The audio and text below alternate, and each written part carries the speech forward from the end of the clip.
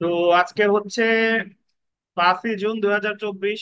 আমাদের bar council preliminary offline ব্যাচের 73তম class এবং সুনির্দিষ্ট প্রতিকার আইনের দ্বিতীয় ক্লাস। তো গতদিন আমরা মোটামুটি 1 থেকে 5 ধারা পর্যন্ত আলোচনা করেছিলাম এবং সেই সাথে 7 ধারাও আলোচনা করা হয়েছিল, মাঝে বাদ ছিল 6 ধারা। তো 6 ধারায় আলোচনা করতে দেখেন, আন্ডারলাইন করেন। নিরোধক বা প্রতিরোধমূলক প্রতিকার, আন্ডারলাইন করেন, নিরোধক বা প্রতিরোধমূলক প্রতিকার বা প্রিভেন্টিভ রিলিফ। তো নিরোধক প্রতিকার কি এটা আগে একটু বোঝা দরকার। যে আমরা গত দিনের যে আলোচনা সেখান থেকে আমরা জানি যে সুনির্দিষ্ট প্রতিকার আইন মোট হচ্ছে 8টা।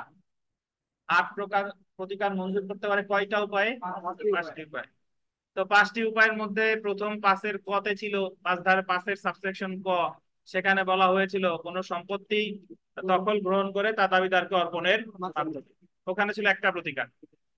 5-এর খতে ছিল যা করার ব্যাপারে কোনো পক্ষের বাধ্যবাধকতা রয়েছে তাকে সেই কাজ করার আদেশ প্রদানের মাধ্যমে, ওখানে ছিল একটা। 5-এর গতে ছিল যে না, যা না করার ব্যাপারে কোনো পক্ষের বাধ্যবাধকতা রয়েছে তাকে সেই কাজ করা থেকে বিরত রাখার মাধ্যমে, এখানেও একটা। 5-এর খতে ছিল ক্ষতিপূরণ ব্যতীত অন্য কোনো উপায়ে, যেরকম বলা যেতে পারে ঘোষণামূলক। তো এখানে অ্যাকচুয়ালি ছিল 4টা। কয়টা? 4টা। 4 আর 3 7, এবং সবশেষে বলছে রিসিভার নিয়োগের মাধ্যমে। এই হলো 7 আর 1 8। তো এই 8টার মধ্যে মানে 5টা উপায়, এই 5টা উপায়ে তো 8টা প্রতিকার মঞ্জুর করতে পারে। তো এই 5টা উপায়ের মধ্যে বলছিল যে 5-এর গতে যেটা বলছে সেটা হলো আপনার নিরোধক প্রতিকার, অর্থাৎ যা না করার ব্যাপারে কোনো পক্ষের বাধ্যবাধকতা রয়েছে তাকে সেই কাজ করা থেকে বিরত রাখার মাধ্যমে, এটা ছিল নিরোধক প্রতিকার। আচ্ছা, এখন 5-এর গতে যে নিরোধক প্রতিকার আর বাকি সবগুলো হচ্ছে আপনার কি? আদেশাত্মক। তাহলে আপনার মনে প্রশ্ন আসতে পারে যে 5-এর গড়ে কেন নিরোধক প্রতিকার বলে বা অন্য গুলারে কেন আদেশাত্মক প্রতিকার বলে। এটা এটা যদি এইভাবে ব্যাখ্যা করে দেখেন, 5-এর গতে বলছে যে যা না করার ব্যাপারে কোনো পক্ষের বাধ্যবাধকতা রয়েছে তা না করার আদেশ দিয়ে। যা না করার ব্যাপারে মানে ওটা এখনো করে নাই, ওটা এখনো কি করে নাই, যাতে ওই কাজটা না করে এই জন্য তারা আগে থেকেই আদেশ দেয়। নিরোধক প্রতিরোধ একই কথা। করোনা হওয়ার আগে আমি ভ্যাকসিন নিচ্ছি যাতে আমার করোনা কি না হয়, ওটা একটা নিরোধক প্রতিকার। বুঝেন কিনা? কিন্তু জ্বর হওয়ার পরে বা জন্ডিস হওয়ার পরে আমি ওষুধ খাইছি, এটা কিন্তু নিরোধক প্রতিকার না। অর্থাৎ নিরোধক প্রতিকার ওখানে বলা আছে যে নিষেধাজ্ঞার মাধ্যমে নিরোধক প্রতিকার মঞ্জুর করা হয়, তাও নিষেধাজ্ঞা সব নিষেধাজ্ঞা না, স্থায়ী অস্থায়ী। স্থায়ী অস্থায়ী, স্থায়ী অস্থায়ী নিষেধাজ্ঞা আমরা যখন দেওয়ানি কার্যবিধি মাত্র শেষ করলাম, সেখানে বলা আছে যখন ঘটনার আশঙ্কা দেখা দেয়, কোনো ঘটনা ঘটার আশঙ্কা দেখা দেয়, কার্যত এখনো ঘটনাটা ঘটে যায়নি, আমার কেউ বেদখল করতে চাইছে, আমার কেউ হুমকি দিচ্ছে, কেউ চুক্তি ভঙ্গ করতে চাচ্ছে, এখনো ওই কাজগুলো সে করে না, এই মুহূর্তে আমি যে আবেদনটা করবো সেটা হলো স্থায়ী নিষেধাজ্ঞা। আর মামলা চলাকালীন সময় যদি কেউ হুমকি ধামকি দেয় সেই ক্ষেত্রে হলো অস্থায়ী নিষেধাজ্ঞা। তাহলে যখন আমার ঘটনাটা এখনো ঘটে না, এবার ঘটতে পারে, তখন যে প্রতিকার আমি চাইতেছি সেটা বলে নিরোধক প্রতিকার বা প্রতিরোধমূলক প্রতিকার বা নিষেধাত্মক প্রতিকার বা প্রতিকারমূলক প্রতিকার বা ঋণাত্মক প্রতিকার বা প্রিভেন্টিভ রিলিফ, অনেকগুলো নাম। কিন্তু বাকি যে 5-এর ক বলেন, খ বলেন, তারপরে খ বলেন, উমা, দেখেন এটা হলো ঘটনা অলরেডি ঘটে গেছে। যে কতে বলছিল কোন সম্পত্তি দখল গ্রহণ করে তাকে দাবিদারকে অর্পণের মাধ্যমে, মানে একজন বেদখল হয়েছে তারপরে সে মামলা করছে 8 ও 9 ধারায় বা 10-11 ধারায়, বেদখল হওয়ার পরে মামলা করছে, মানে ঘটনা অলরেডি কি ঘটে গেছে। হতে বলছে যে যা করার ব্যাপারে কোনো পক্ষের বাধ্যবাধকতা রয়েছে তাকে সেই কাজ করার আদেশ প্রদানের মাধ্যমে, এই জায়গা হলো 12 থেকে 30 আর 55। এই জায়গা ঘটনা অলরেডি ঘটে গেছে, মানে ওই যে আমার চুক্তি ভঙ্গ করছে আমি কার্য সম্পাদনের মামলা করলাম, বা কোনো ঘটনা ঘটে গেছে আমি বাধ্যতামূলক নিষেধাজ্ঞার মামলা করলাম। বুঝেন কিনা? তারপর উমাতে আসেন। উমাতে বলতেছে যে ক্ষতিপূরণ ছাড়া, ক্ষতিপূরণ ছাড়া অন্য কোন প্রতিকার মঞ্জুর, যেরকম ঘোষণা। উমার মধ্যে বেশ কতগুলো করে দলিল সংশোধন, দলিল সংশোধন আমরা করবো। দলিলে যদি কোনো ভুল থাকে, 1 বিঘার জায়গায় লিখে নিয়ে গেছে 2 বিঘা, ঘটনা অলরেডি কি ঘটে গেছে। চুক্তি রদ, আমার ভুল বুঝাইয়া চুক্তি করছে, বলছে যে এই গরু থেকে প্রতিদিন 10 কেজি দুধ হয়, 10 কেজি তো বড় কথা, 1 কেজি বের হয় না, এই চুক্তি করছে মানে প্রতারণা করছে, সেক্ষেত্রে চুক্তি রদ।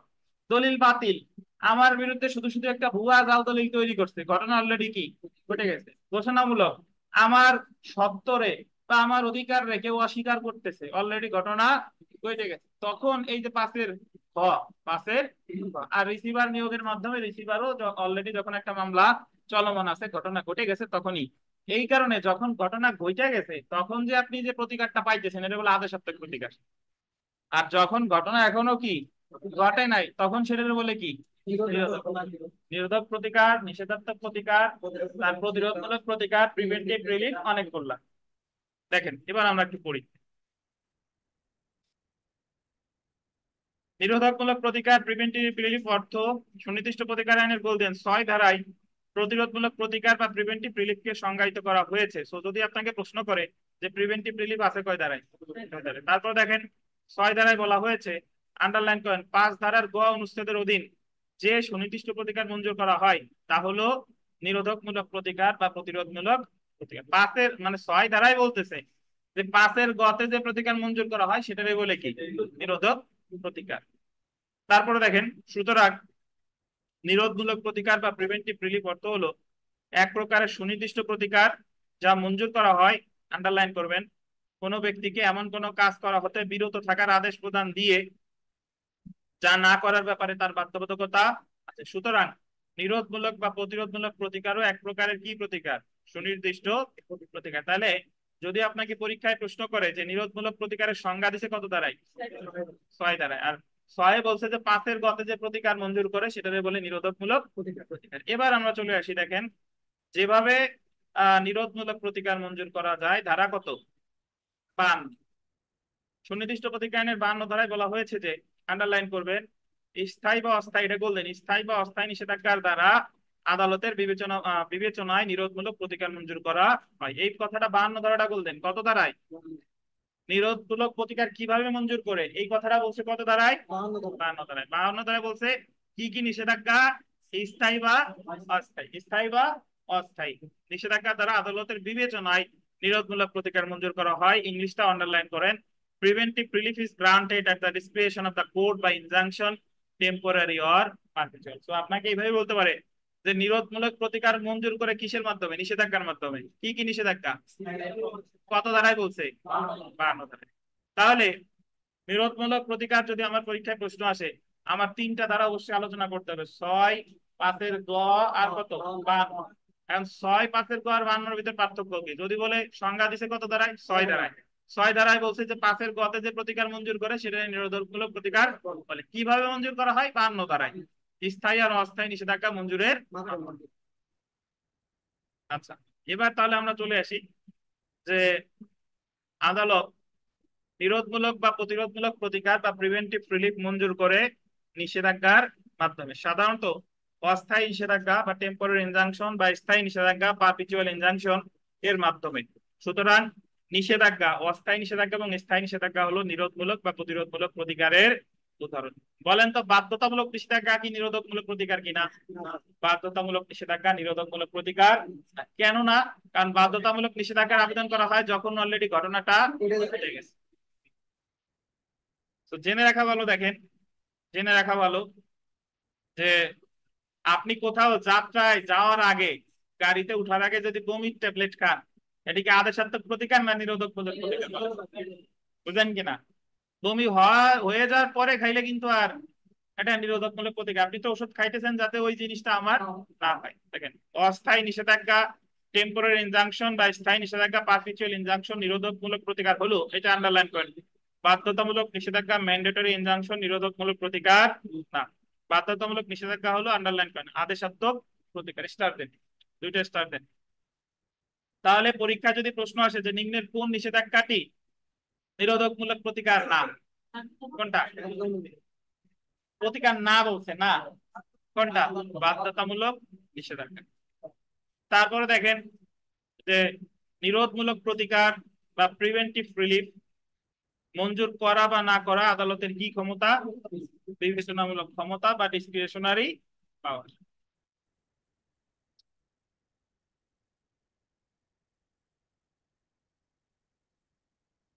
এই যে টুটুল বাক্সিরে বেদখল করছে কে, বিথিকা বিশ্বাস।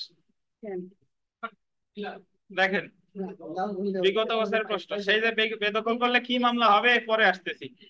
দেখেন বিগত বছরের প্রশ্ন দেখেন। তো স্পেসিফিক রিলিফ অ্যাক্ট এর 52 ধারায় কোন প্রতিকারের বিধান আছে?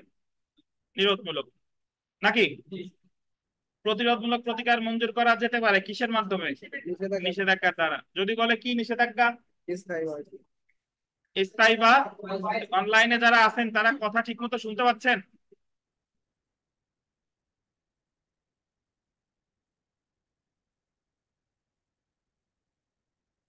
এই ওমর ফারুক সাহেব, মিজানুর সাহেব, কথা শুনতে পাচ্ছেন?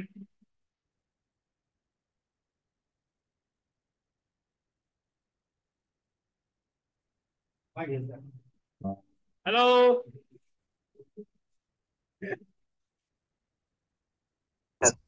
আপনাদের কথা তো শুনি না, আমি শুনতে পাচ্ছেন কিনা?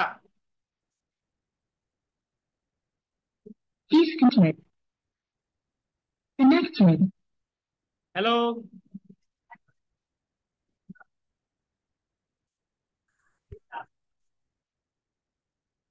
এই আপনারা কথা তো শুনি না, বলেন তো দেখি শোনা যাচ্ছে কিনা। নাহলে টেক্সট দেন, মানে বক্স আছে, লিখে লিখে বলেন যে আপনাদের কথা আমি না শুনতে পারলে হবে, আপনারা আমার কথা শুনতেছেন কিনা।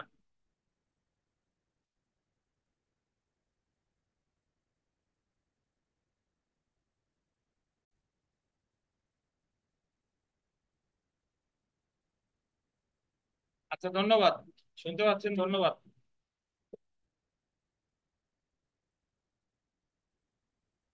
তাহলে আমরা সেলফ প্র্যাকটিসে চলে আসি। দেখেন 2 নম্বর প্রশ্নটা, যে সুনির্দিষ্ট প্রতিকার আইনের ড্যাশ ধারায় বলা হয়েছে আদালতের বিবেচনামূলক ক্ষমতা বলে প্রতিরোধমূলক প্রতিকার নিষেধাজ্ঞা স্থায়ী বা অস্থায়ীর মাধ্যমে মঞ্জুর করা হয়। কিসের মাধ্যমে? 52 ধারায়। মোটামুটি এই জায়গাতে প্রশ্ন আছে, সব পড়বেন, সব পারা যাবে, একই কথা ঘুরে ফিরে বলা। 10 নম্বর প্রশ্নটা যদি দেখেন, যে অস্থায়ী নিষেধাজ্ঞা এবং স্থায়ী নিষেধাজ্ঞার আদেশ কোন ধরনের প্রতিকার? অস্থায়ী নিষেধাজ্ঞা এবং স্থায়ী নিষেধাজ্ঞা এটা নিরোধমূলক হয়, প্রতিরোধমূলক হয়, দুইটাই হয়। আচ্ছা, আমরা মোটামুটি 6 ধারা নিরোধমূলক প্রতিকার বা প্রিভেন্টিভ রিলিফ অনলাইন অফলাইন বুঝেন না এরকম কেউ আছেন যে বুঝতে পারেন নাই? ইমেল সাহেব তো বোধহয় 3-4 মাস পরে আসলেন নাকি? সেই রমজানে দেখা হয়েছিল, আর আসেন না কেন আপনি? পরীক্ষা তো এবারে দিতে পারবেন, তাহলে সিরিয়াস না কেন? জি, বুঝতে পারছি। আপনি একজন, আর আমাদের ওই যে হৃদয়, সাকিব হৃদয় আর কি, উনিও আসে না। এরকম তো 30-40 জন এলে হতো, যে টাকা দিয়ে আর আসে না, তাহলে ভালোই হইতো, আর কষ্ট কম। দেখেন তো দেখেন আমরা, এই রহিম সাহেব বলেন, বিরোধমূলক প্রতিকার কারে বলে? ঘটনা, যে কোনো একটা ঘটনা ঘটবে, তারপরে ঘটেনি, সেই ঘটার আগ মুহূর্তে তাকে নিষেধ করা হবে, এই ঘটনাটা ঘটে। এটা নিরোধমূলক প্রতিকারের সংজ্ঞা দিছে কত ধারায়? কোন আইনের 6 ধারায়? 52 ধারায় কি বলছো সেটা বলে। কিভাবে? স্থায়ী আর অস্থায়ী নিষেধাজ্ঞার মাধ্যমে। ধন্যবাদ। আচ্ছা, আমরা চলে আসি খুবই গুরুত্বপূর্ণ একটা চ্যাপ্টারে, সেটা হচ্ছে দেখেন সম্পত্তি পুনরুদ্ধার, of recovering possession of property, ধারা 8 থেকে 11। 8 থেকে, সম্পত্তি পুনরুদ্ধার মানে সম্পত্তি স্থাবর হতে পারে, সম্পত্তি অস্থাবর হতে পারে। এবং 8 আর 9 ধারায় বলছে স্থাবর সম্পত্তি, 10 আর 11-তে বলছে অস্থাবর সম্পত্তি। এখন আমরা পড়ার আগে আগে আলোচনা করি যে এই 8 আর 9 ধারা প্লাস 10-11, 8 আর 9 ধারা সেকশন দুইটা, দুইটা মিলাইয়া 5-10 লাইন হতে পারে, কিন্তু এই 5-10 লাইন দিয়ে হাজার হাজার পেজের বই আছে, কিন্তু মূল কথা ওনাদের 5-10 লাইনে। 8 ধারায় কি বলছে এটা একটু পড়ি। 8 আর 9 আমি আগেই বলে নেব, ওটা হলো স্থাবর সম্পত্তি। 8 ধারায় বলছে যে যদি কোনো ব্যক্তিকে, মানে যে হচ্ছে ওই সম্পত্তির মালিক, যার সত্ত্ব আছে, সত্ত্ব আছে মানে হচ্ছে মালিকানা আছে, তারে যদি বেদখল করা হয় তাহলে সে মামলা করবে বেদখল হওয়ার 12 বছরের মধ্যে। অবশ্যই তাকে কি হতে হবে, 8 ধারায় মামলা করতে হলে ভাই মালিক হতে হবে, সত্ত্বের অধিকারী থাকতে হবে। মামলা করবে কত বছরের মধ্যে? 12 বছরের মধ্যে। এবং এই ক্ষেত্রে আপনি মামলা যে কোনো ব্যক্তির বিরুদ্ধে করতে পারেন। সরকারও যদি আপনার বেদখল করে দেয়, সরকারের বিরুদ্ধে আপনি মামলা করতে পারেন। এবং 8 ধারায় যে শব্দটা ব্যবহার করা হয়েছে, বলছে স্থাবর সম্পত্তির দখলের অধিকারী ব্যক্তি। দখলের অধিকারী ব্যক্তি, ওই জায়গা আমরা যখন পড়বো তখন দেখবেন ওই জায়গায় কিন্তু মালিক শব্দটা নাই, ওই জায়গা আছে স্থাবর সম্পত্তি দখলের অধিকারী ব্যক্তি। তাহলে দখলের অধিকারী ব্যক্তি মানে এই জায়গা বোঝানো হচ্ছে কি, যার সত্ত্ব আছে এবং সেই মালিক যদি কাউকে, কোনো মালিককে যদি বেদখল করে, তাহলে সে মামলা দায়ের করবে বেদখল হওয়ার কত দিনের মধ্যে? 12 বছরের মধ্যে। এবং এই ক্ষেত্রে তাকে কোর্ট ফি দিতে হবে, ad valorem court fee. Ad valorem, what is ad valorem court fee? Ad valorem court fee মানে হলো মূল্যানুপাতিক কোর্ট ফি। ওই যে যে আপনার যে সম্পত্তিটা আছে, যে বাড়ি নিয়ে ধরেন মামলা করছেন বা জমি নিয়ে মামলা করছেন, তার 2% হারে। কত পার্সেন্ট? 2% হারে। তা এই হচ্ছে মোটামুটি আমার 8 ধারার মূল কথা। এবং 8 ধারার আর একটা কথা হচ্ছে যে 8 ধারার মামলার ক্ষেত্রে আপিল করা যায়। আপনি সংক্ষুব্ধ হলে আপিল, রিভিউ, রিভিশন যা খুশি তাই করা যায়, মানে যা করার সুযোগ আছে আমার তাই করা যাবে। এখন 9 ধারায় আসি, শুনেন। 9 ধারায় বলতেছে যে যদি কোনো দখলে যে ব্যক্তি আছে তাকে যদি বেআইনি ভাবে বেদখল করা হয়, এটা কিন্তু দখলের অধিকারী ব্যক্তি বলে নাই, বলছে যে একজন ব্যক্তি দখলে আছে, তাকে আইনানুগ পন্থা ব্যতি রেখে যদি বেদখল করা হয়, মানে এই জায়গা মালিক হতেও পারে আবার কি নাও হতে পারে। আমি দখলে আছি, দীর্ঘদিন ধরে একটা স্থাবর সম্পত্তিতে দখলে আছে, কিন্তু আমার যে বেদখলটা করা হয়েছে এটা আইনগত পন্থায় না, সরকার আমার বেদখল করে নাই।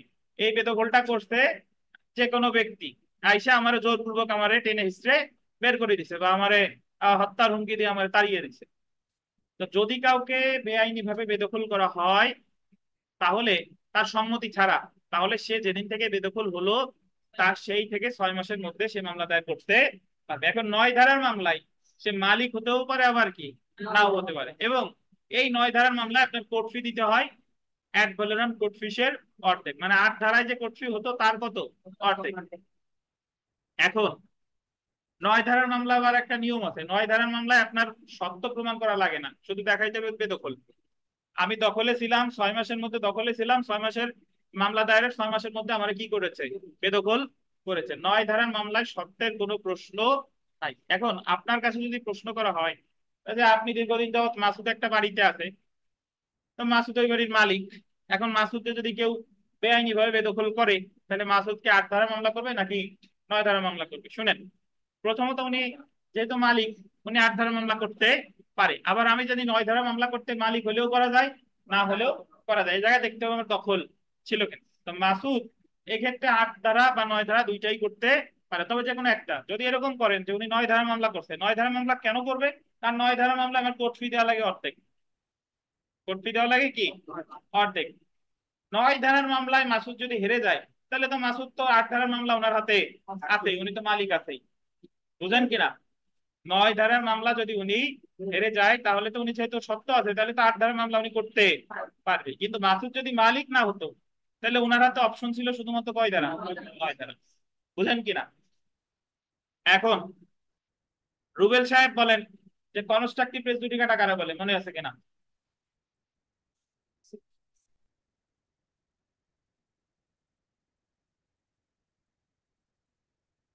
বলেন ভাই বলেন।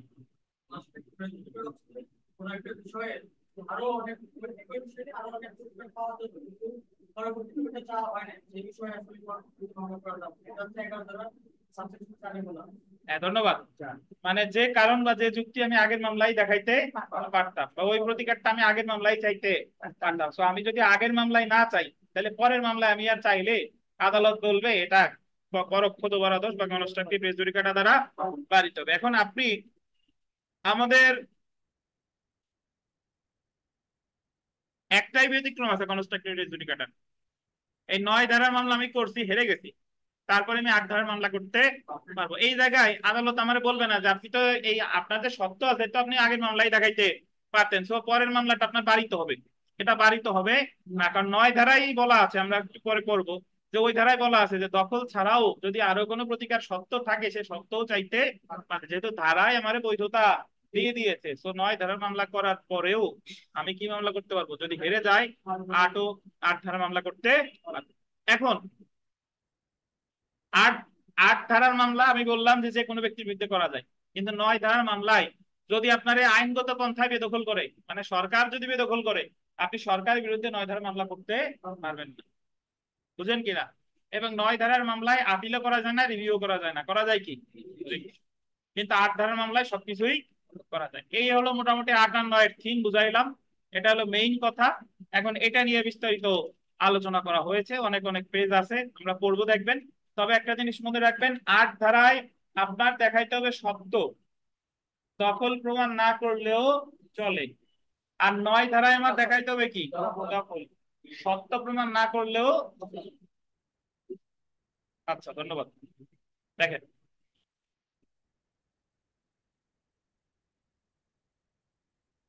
এখানে প্রারম্ভিক আছে, অ্যাকচুয়ালি হবে প্রারম্ভিক।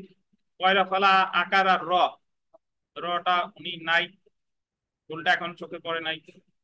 সুনির্দিষ্ট প্রতিকার আইনের 5 ধারায় প্রতিকার প্রদানের যে 5 প্রকার পন্থা উল্লেখ করা হয়েছে, তার মধ্যে ক নং পন্থাটি হলো কোন সম্পত্তির দখল গ্রহণ এবং তা দাবিদারকে অর্পণ করা। সুনির্দিষ্ট প্রতিকার আইনের আন্ডারলাইন করেন 2য় ভাগের 1ম অধ্যায়, বলতেন 2য় ভাগের 1ম অধ্যায়। আরিফ সাহেব, সুনির্দিষ্ট প্রতিকার আইনে মোট ভাগ আছে কয়টা?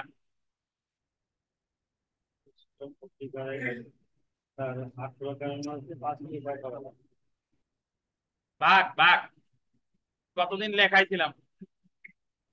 3 ভাগ। আর অধ্যায় কয়টা? 10টা। 3 ভাগ অধ্যায় 10টা। সুনির্দিষ্ট প্রতিকার প্রদানের এই পন্থা নিয়ে আলোচনা করা হয়েছে। প্রতিকার প্রদানের এই পন্থা ব্যবহার করে আদালত যে সকল শর্ত সম্পত্তি উদ্ধারের বা সম্পত্তির দখল উদ্ধারের প্রতিকার প্রদান করতে পারে তা আন্ডারলাইন করেন। 8 থেকে 11 ধারা পর্যন্ত আলোচনা করা হয়েছে। এর মধ্যে 8 ও 9 ধারায় স্থাবর সম্পত্তি দখল পুনরুদ্ধার এবং 10 ও 11 ধারায় অস্থাবর সম্পত্তি দখল পুনরুদ্ধার সম্পর্কে আলোচনা করা হয়েছে। তো যদি আপনাকে বলে স্থাবর সম্পত্তি দখল পুনরুদ্ধার কত ধারায়? 8 ও 9। আর যদি বলে অস্থাবর সম্পত্তি দখল পুনরুদ্ধার 10 আর 11। আর দেখেন, তাহলে আমরা চলে আসি স্থাবর সম্পত্তি দখল পুনরুদ্ধার। বিথিকা বিশ্বাস, স্থাবর সম্পত্তি কাকে বলে? সম্পত্তি সত্য আছে, যে সম্পত্তি কি আছে? সত্য আছে। নিজের কি আম সত্য না তাল সত্য, কোনটা? সত্য না থাকলে স্থাবর সম্পত্তি হবে না। এই, সত্য না থাকলে স্থাবর সম্পত্তি হবে না। যে সম্পত্তি স্যার বলবো স্যার, স্থাপত্য বলতে স্যার টাকা পয়সা এগুলো। এই স্থাবর কি? স্থাপত্য যেটা মাটিতে আছে বা তাহলে প্রথমবার কি বললেন? যে সম্পত্তি সত্য আছে। দলিল আছে ওই চিন্তাই ছিলাম স্যার। দেখেন, স্থাবর সম্পত্তি তো জায়গা জমি বিল্ডিং এগুলো সবই কি যা স্থানান্তর করা যায় না, মানে আপনার ওই। হ্যাঁ, তারপরে দেখেন 8 ধারায় বিধান করা হয়েছে সুনির্দিষ্ট, আন্ডারলাইন করেন, স্থাবর সম্পত্তিতে গোল দিবেন দখলের অধিকারী ব্যক্তি। এই শব্দটা গোল দেন। স্থাবর সম্পত্তিতে দখলের অধিকারী ব্যক্তি, আন্ডারলাইন করবে, তার দেওয়ানি কার্যবিধিতে উল্লেখিত পন্থায় উদ্ধার করতে পারে। A person entitled to the possession of a specific immovable property may recover it, underline করবেন, may recover it in the manner prescribed by the Code of Civil Procedure। তো এই জায়গায় একটা জিনিস লাগবেন, a person entitled to the, underline করেন, entitled to the possession of a specific immovable property। এটা entitled to the possession of a specific immovable property, মানে স্থাবর সম্পত্তিতে দখলের অধিকারী ব্যক্তি। এই জায়গায় কি আপনার মালিক বলছে কোথাও? সত্য আছে বলছে না, কিন্তু দখলের অধিকারী ব্যক্তি বলতে কারে বোঝাচ্ছে? মালিককে, যার শব্দ আছে।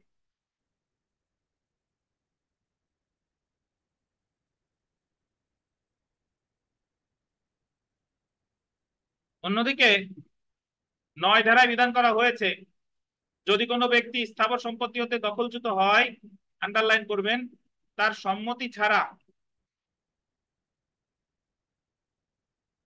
যদি কোন 9 ধারায় বলতেছে যদি কোনো ব্যক্তিরে দখলচ্যুত করা হয় মানে বেদখল করা হয়েছে কি ছাড়া, সম্মতি ছাড়া, উইদাউট হিজ কনসেন্ট, আন্ডারলাইন করবেন যথাযথ আইনগত পন্থা ব্যতীত,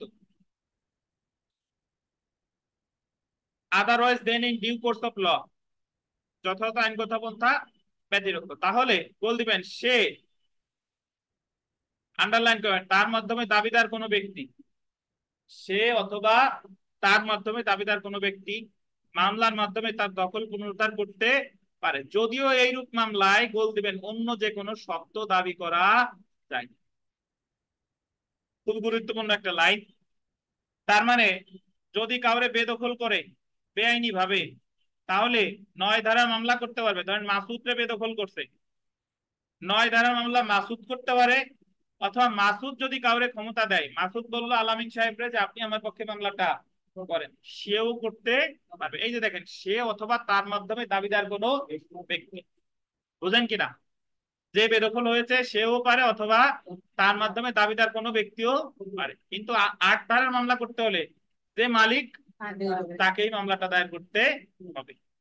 একইভাবে ওই যে লাস্টের লাইনটা দেখেন, যদিও এইরূপ মামলায় অন্য যে কোনো শর্ত দাবি করা, এটা বোঝাচ্ছে যখন আপনি 9 ধারার মামলা হেরে যাবেন তখন ইচ্ছা করলে 8 ধারা ও মামলা দায়ের করা যাবে। 8 ধারায় প্রমাণ করতে হয় কি সত্য, আর 9 ধারায় প্রমাণ করতে হয় কি দখল। আচ্ছা, এখন আমরা চলে আসি যে ক্ষেত্রে 8 ও 9 ধারায় মকদ্দমা দায়ের করা যায়। সুনির্দিষ্ট স্থাবর সম্পত্তি বা সম্পত্তি দখল উদ্ধারের জন্য 8 ও 9 ধারায় মকদ্দমা দায়ের করা যেতে পারে। এখন প্রশ্ন হলো আপনি কোন ক্ষেত্রে আন্ডারলাইন করেন 8 ধারায় এবং কোন ক্ষেত্রে 9 ধারায় মকদ্দমা দায়ের করবেন, বিষয়টি নির্ধারণ করতে নিচের ব্যাখ্যাগুলো করুন। আচ্ছা, তা আমরা চলে আসি যে 8 ধারায় মকদ্দমা দায়ের এবং 9 ধারায় মকদ্দমা দায়ের। 8 ও 9 ধারায় এটা পড়ার আগে মিতা বলেন তো যে 8 ধারা বলতে আপনি কি বুঝছেন আর 9 ধারা বলতে কি বুঝছেন?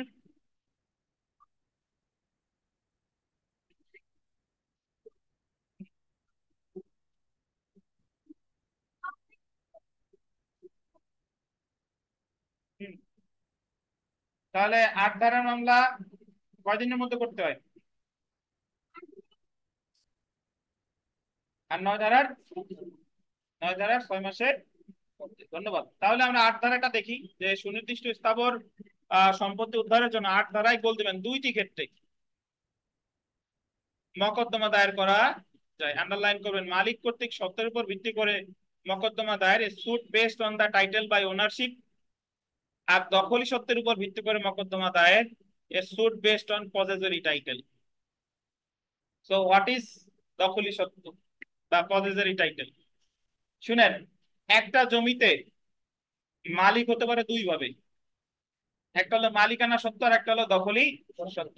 মালিকের উপর ভিত্তি করে যে সত্ত্বটা সৃষ্টি হয় তাহলে মালিকানা, আর একটা দখলের উপর ভিত্তি করে যে সত্ত্বটা সৃষ্টি হয় সেটাকে বলে দখলি সত্ত্ব। এখন দখলি সত্ত্বর জিনিসটা কি, আগে মালিকানা সত্ত্ব বুঝেন। মালিকানা সম্পত্তি হচ্ছে আপনার বাবার অবর্তমানে বাবার সম্পত্তির মালিককে আপনি, এটা হলো মালিকানা সত্ত্ব, বাবার উত্তরাধিকারী হিসেবে। বা আপনি একটা সম্পত্তি ক্রয় করলেন, এটা মালিকানা সত্ত্ব। আপনার একজন সম্পত্তি দান করলো, এটা মালিকানা সত্ত্ব। আপনার একজন সম্পত্তি উইল করলো, এটা কি মালিকানা সত্ত্ব। এবার দখলি সত্ত্ব কি? দখলি সত্ত্ব হলো যে যখন আপনি একটা জায়গায় দখলে আছেন, ওই জায়গাটার মালিক আপনি না, কিন্তু কিসে আছেন, দখলে আছেন। একটানা 12 বছর ওই জায়গায় আপনি দখলে আছেন এবং 12 বছরের মধ্যে কেউ আপনার বিরুদ্ধে মামলা দায়ের করে নাই। তখন 12 বছর পর ওই জমিতে আপনার সত্ত্বের সৃষ্টি হবে জবরদখলমূলক, এটারে বলে দখলি সত্ত্ব। এটার বলে কি দখলি সত্ত্ব বা অ্যাডভার্স পজেশন। এটা আছে মেইনলি তামাদি আইনের 28 ধারায়, তামাদি আইনের 28 ধারায়। তাহলে নরমালি আমি জমি কিনেও আমার সত্ত্ব হইতে পারে, আমার বাবার সম্পত্তিও সত্ত্ব হলে এটা মালিকানা সত্ত্ব। আমার বাবার সম্পত্তি আমি যদি পাই এটা কি মালিকানা সত্ত্ব। কিন্তু আমি যদি একজন বেদখল করলাম স্থাবর সম্পত্তি হইতে এবং সেই জায়গায় আমি 12 বছর আছি, থাকার পরে আমার কেউ কখনো বেদখল করে নাই বা কেউ আমার বিরুদ্ধে মামলাও করে নাই, তখন ওই জমির মালিক আমি অটোমেটিক্যালি হয়ে গেছি। তখন আমার যে সত্যটা হয়েছে যেটা কি বলে দখল হিসেবে। বুঝতে পারছেন? সো 8 ধারার মামলা কে কে করতে পারে? যার মালিকানা সত্ত্ব আছে সে পারে, অথবা যার কি আছে দখলি সত্ত্ব আছে সে পারে। ধন্যবাদ। এবার 9 ধারা দেখেন। ডান সাইডে, যে অন্যদিকে সুনির্দিষ্ট স্থাবর সম্পত্তি দখল উদ্ধারের জন্য 9 ধারায় মোকদ্দমা দায়ের করা যায়, গোল দেবেন একটি ক্ষেত্রে। কয়টা ক্ষেত্রে?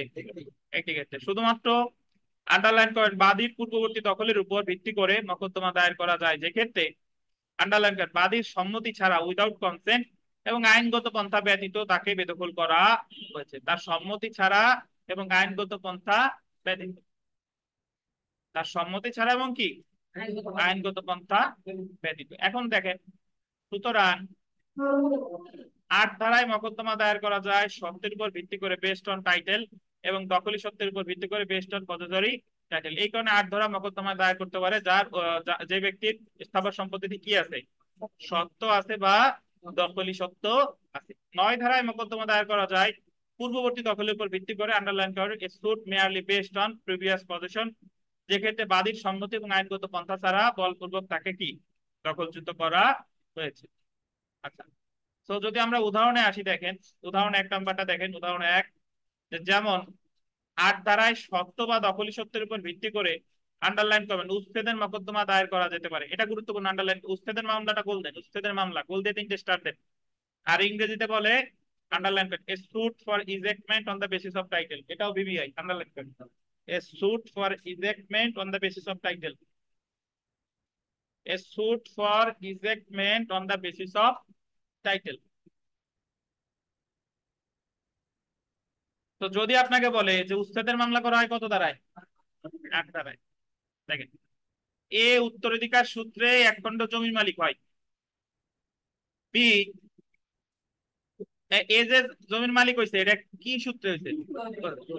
বি উক্ত জমির দখলে ছিল এবং সে জমির মালিকানা দাবি করে। সে তো ধরেন এ ওস্তাদান আনোয়ারুল হক, সে তার বাবা মারা গেছে, তো সে এখন একটা জমির মালিক হয়েছে। এখন যখন জমির মালিক মালিক সে জমির কাছে গেল, দেখলো যে ওই জমিটা আগে থেকেই বদরুজ্জামান সাহেব দখলে আছে, দখলে আছে এবং সে মালিকানা দাবি করতেছে, বাট প্রকৃত মালিক কে? এ। এ। এই ক্ষেত্রে উত্তরাধিকার সূত্রে সত্যের উপর ভিত্তি করে সম্পত্তি উদ্ধারের জন্য বি কে জমি হতে উচ্ছেদের জন্য এ 8 ধারায় মামলা দায়ের করতে পারে। উদাহরণ 2 দেখেন, এ এক খণ্ড জমির দখলে ছিল, বি এ কে সম্মতি এবং আইনগত পন্থা ব্যতীত দখলচ্যুত করে, সম্মতি ছাড়া এবং আইনগত পন্থা ব্যতীত। এই ক্ষেত্রে এ তার পূর্ববর্তী দখলের উপর ভিত্তি করে দখল উদ্ধারের জন্য 9 ধারায় মোকদ্দমা দায়ের করতে পারে। এই ক্ষেত্রে সত্য বা মালিকানা ছিল কি ছিল না তা বিবেচ্য বিষয় না, পূর্ববর্তী দখল ছিল কিনা এবং সম্মতি ছাড়া এবং আইনগত পন্থা ব্যতীত দখলচ্যুত করা হয়েছে কিনা তা 9 ধারায় বিবেচ্য বিষয়। আচ্ছা, দেখি আরিফ সাহেব বলেন, এই যে উদাহরণ 1 পড়লাম, 1 নাম্বার উদাহরণটা, এই জায়গায় 8 ধারার মামলা না করে 9 ধারার মামলা করা যেত কিনা?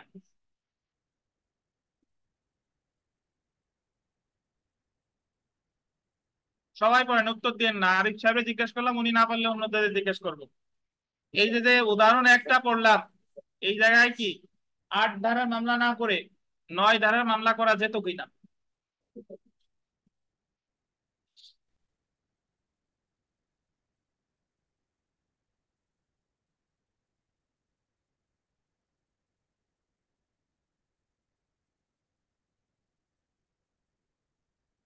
কইছে পড়া? বলছে।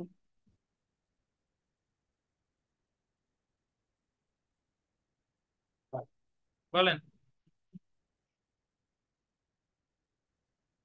এই এই এই ধরুন একই যে ঘটনা বলছে সেটা হচ্ছে আপনি জাস্ট এতটুকু বলেন 9 ধারার মামলা যাবে কি যাবে না তাই বলেন, হ্যাঁ, পেছানো লাগবে না। 9 ধারা মামলা করা যাবে। যাবে না, না যাবে বললেন কোনটা?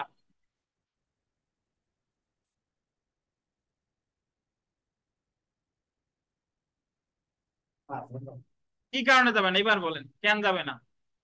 যেহেতু এই মামলাটা হলো আহ শব্দের মামলা, শব্দের মামলা, আর শব্দের মামলার বলতে 9 ধারা আসে না। 9 ধারা আসবে তখনই যখন দখলের উপর ভিত্তি করে মামলা হবে। আমার যদি কেউ বেদখল করে, আমি এই বাড়ি মালিক, ধরেন আমার বেদখল করলে আমি প্রথমে 9 ধারা মামলা করতে পারবো না? যেহেতু আমি দখলে তো আছি, আমি 9 ধারা মামলা যদি হেরে যাই তাহলে তো 8 ধারা পারবো।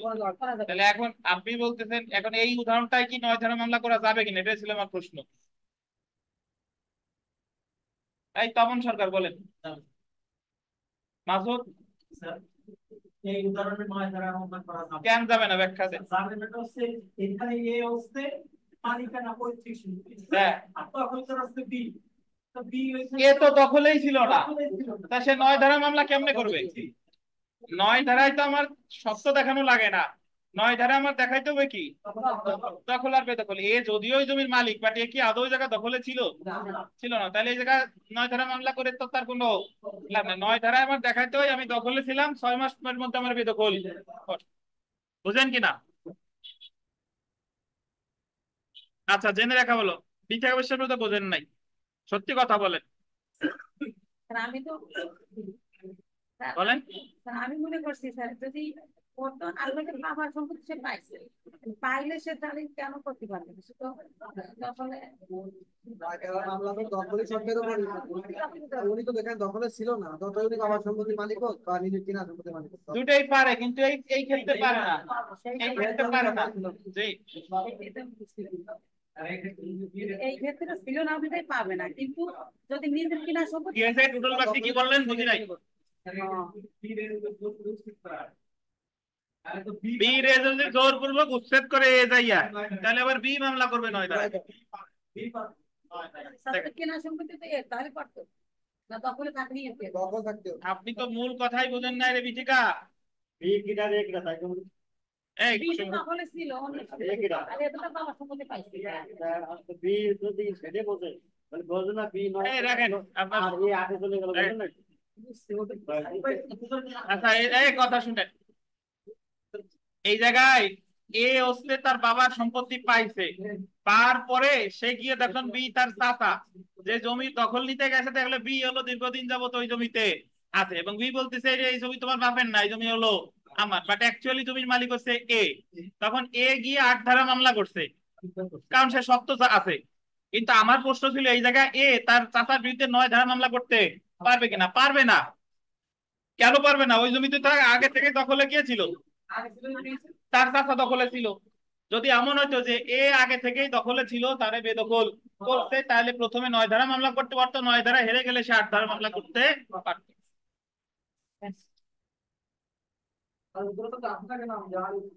এখনো বোঝে নাই উনি। এবার এবার বুঝতে যাবে সালার কথা বলছেন।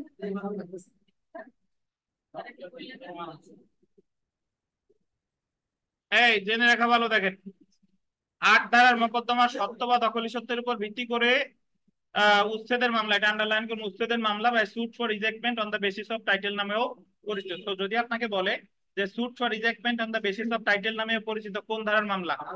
8 ধারার মামলা। 8 ধারার মামলা। দেখি কেউ কেউ উত্তর, যারা জিজ্ঞেস করি সে উত্তর দেন।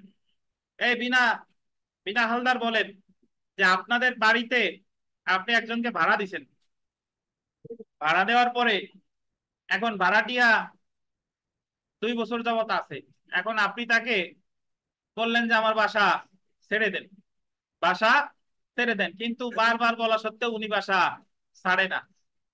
এখন বিনা হালদার বলেন ভাড়াটিয়ারে আপনি আইনগতভাবে মানে তাকে তাড়ানোর জন্য কোন ধারার মামলা করবেন? 8 ধারা নাকি 9 ধারা?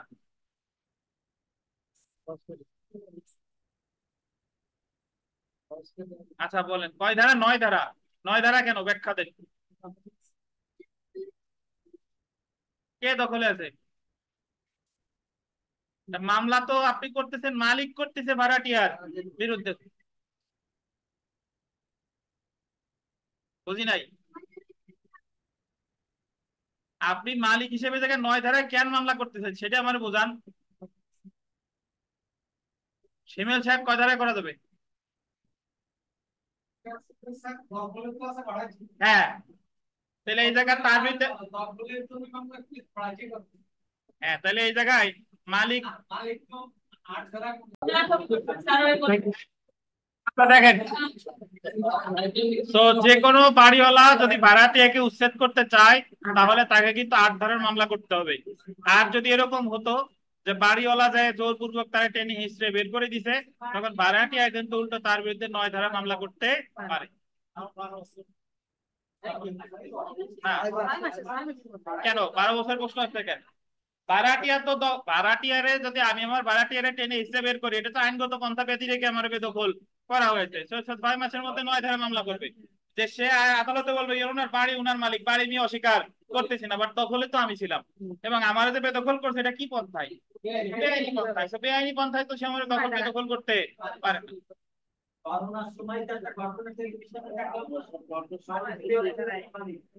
এই তপন সরকার কি বোঝেন নাই বলেন আমারে। হ্যাঁ, কথা বলেন না, বল। হ্যাঁ, এটা দখল সত্য কেন? ভাড়াটিয়া কি 8 ধারা মামলা করতেছে? না স্যার, ভাড়াটিয়া যদি 8 ধারা মামলা করতে চায় তাহলে তো তার জোরপূর্বক 12 বছর থাকা লাগবে, এবং এর মধ্যে বাড়িওয়ালা তারা কোনো মামলা করে নাই সেটা। ভাড়াটিয়া তো এই জায়গায় মামলা করতেছে কয় ধারা? 9 ধারা। 9 ধারায় কোনো সত্য দেখানো লাগে না? 9 ধারা ছিল যে আবার বেদখল করতে বেআইনি পন্থায় কিনা, এটা হলো কথা।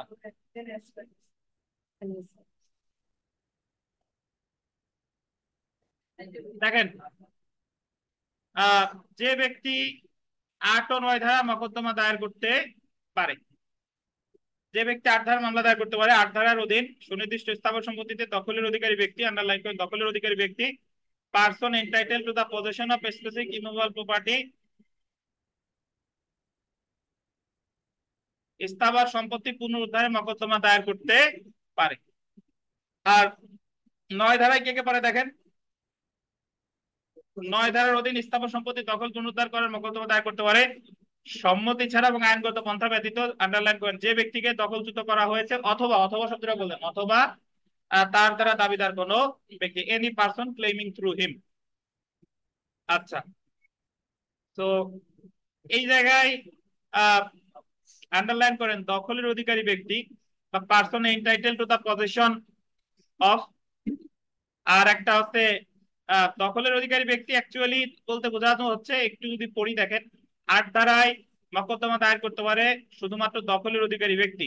8 ধারায় স্থাবর সম্পত্তিতে দখলের অধিকারী ব্যক্তি বলতে আন্ডারলাইন করেন মালিক বা দখলদার হিসেবে দখলের অধিকারী ব্যক্তিকে বোঝানো হয়েছে। যেমন আন্ডারলাইন করেন চুক্তি বলে বা উত্তরাধিকার সূত্রে বা অনুমতি সাপেক্ষে দখলের অধিকারী বা দখলী সত্ত্বের দখলী সত্ত্বের উপর ভিত্তি করে দখলের অধিকারী ব্যক্তিকে বোঝানো হয়েছে। আপনি দখলের অধিকারী কারণ সম্পত্তিতে আপনার সত্ত্ব আছে, সুতরাং যে সত্ত্বের কারণে আপনি দখলের অধিকারী আপনাকে সেই সত্ত্ব প্রমাণ করতে হবে। যদি আপনি মালিকানা সত্ত্ব হন তাহলে মালিক কিভাবে হয়েছেন সেটা প্রমাণ করেন। যদি বলেন দখলি সত্ত্ব তাহলে প্রমাণ করতে হবে আর আমি অমুক 12 বছর যাবত এই জমির দখলে আমি আছি এবং মালিকের জ্ঞাত সারে জোর করে আছি এবং সে কোনো মামলা টামলা করে নাই।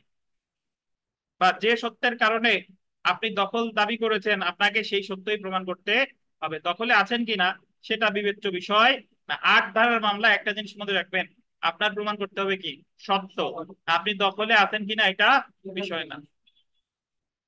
আচ্ছা, 8 ধারায় শুধুমাত্র যে একজন আন্ডারলাইন করেন স্থাবর সম্পত্তি, আপনার কি হয়েছে কিছুক্ষণ পর পর কি করে?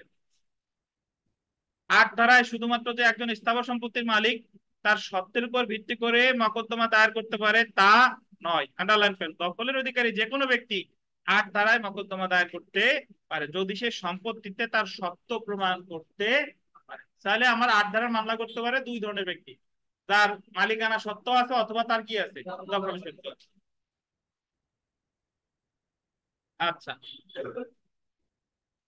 যেভাবে সম্পত্তিতে সত্ত্ব সৃষ্টি এটা দেখেন, আমি আগেই বললাম যে উত্তরাধিকার সূত্রে সত্ত্ব হয়, ক্রয় বিক্রয় সূত্রে সত্ত্ব হয়, উইল সূত্রে হয়, দান সূত্রে হয়। ঠিক আছে, দেখেন স্থাবর সম্পত্তিতে সত্ত্ব সৃষ্টি হতে পারে উত্তরাধিকার সূত্রে বা অনুমতি সাপেক্ষে বা দান সূত্রে বা উইল সূত্রে বা চুক্তি বলে, যেমন কোন স্থাবর সম্পত্তি ক্রয়ের চুক্তির মাধ্যমে বা দখলী সত্ত্বের ভিত্তিতে। সুতরাং সম্পত্তিতে সত্ত্ব থাকার কারণে যে ব্যক্তি দখলের অধিকারী শুধুমাত্র সেই 8 ধারায় দখল উদ্ধারের জন্য বা বিবাদীকে উচ্ছেদের জন্য ইজেক্টমেন্ট মোকদ্দমা দায়ের করতে পারে।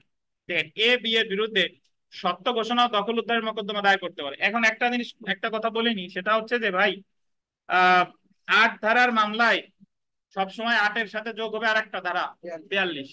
শুধুমাত্র কখনো ৮ ধারার মামলা দায়ের করা যায় না। এবং ৮ ধারার মামলার নাম বলে সত্য সহ দখল পুনরুদ্ধার বা সত্য সাব্যস্ত ক্রমে দখল পুনরুদ্ধার। ৮ ধারার মামলা কখনো শুধুমাত্র ৮ ধারায় করা যায় না। ৮ ধারার সাথে লাগবে কারে? ৪২ ধারা।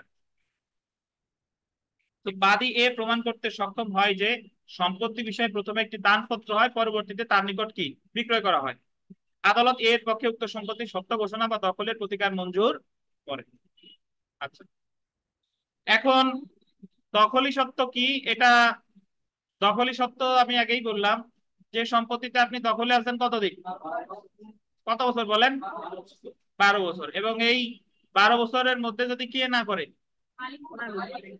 মালিক যদি মামলা না করে এবং তার জ্ঞাত সেরাই আপনি দখলে আছেন, তো ধরেন আপনি আমার বেদখল করলেন জোরপূর্বক, করার পরে আমি 12 বছর যাবত আপনার বিরুদ্ধে কোনো মামলা করিনি, তাহলে 12 বছর পর এই জায়গা সত্য অর্জিত হবে কার?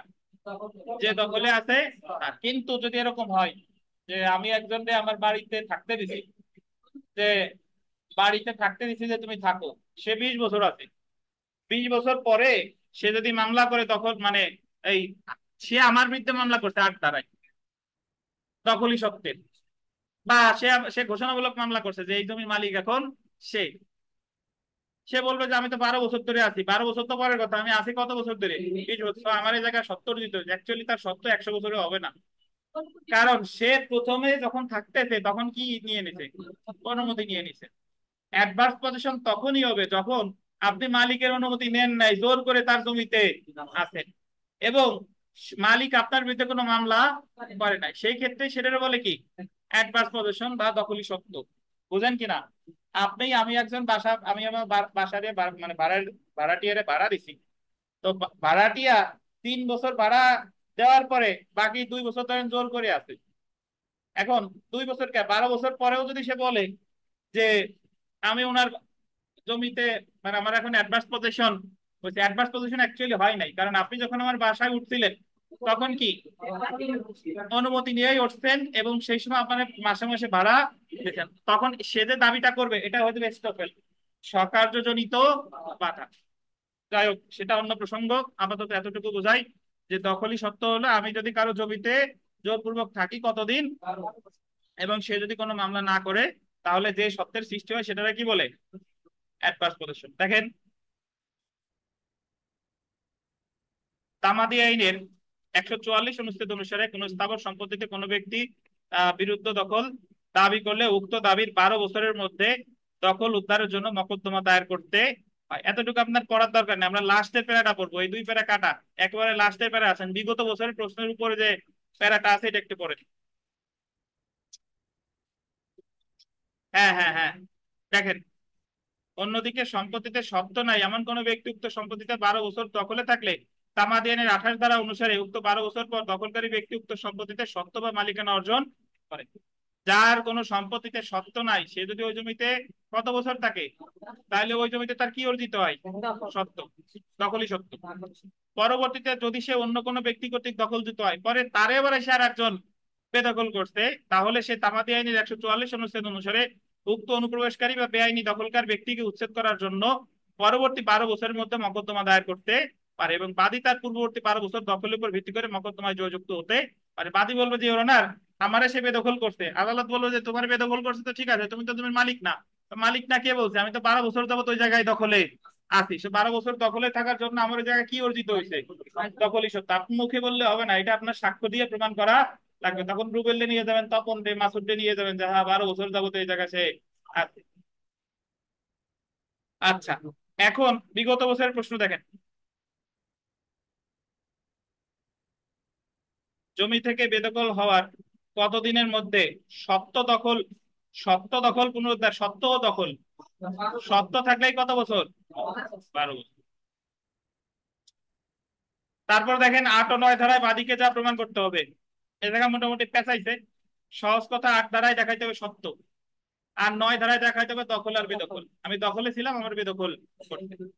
জি, দেখেন 8 ধারায় বাদীকে যা প্রমাণ করতে হবে, 8 ধারার অধীন মকদ্দমার ক্ষেত্রে বাদীকে প্রমাণ করতে হবে স্থাবর সম্পত্তিতে বাদীর সত্ত্ব ছিল, বাদীর উক্ত সম্পত্তিতে দখল ছিল কিনা আন্ডারলাইন করেন, তা প্রমাণ না করলেও চলে।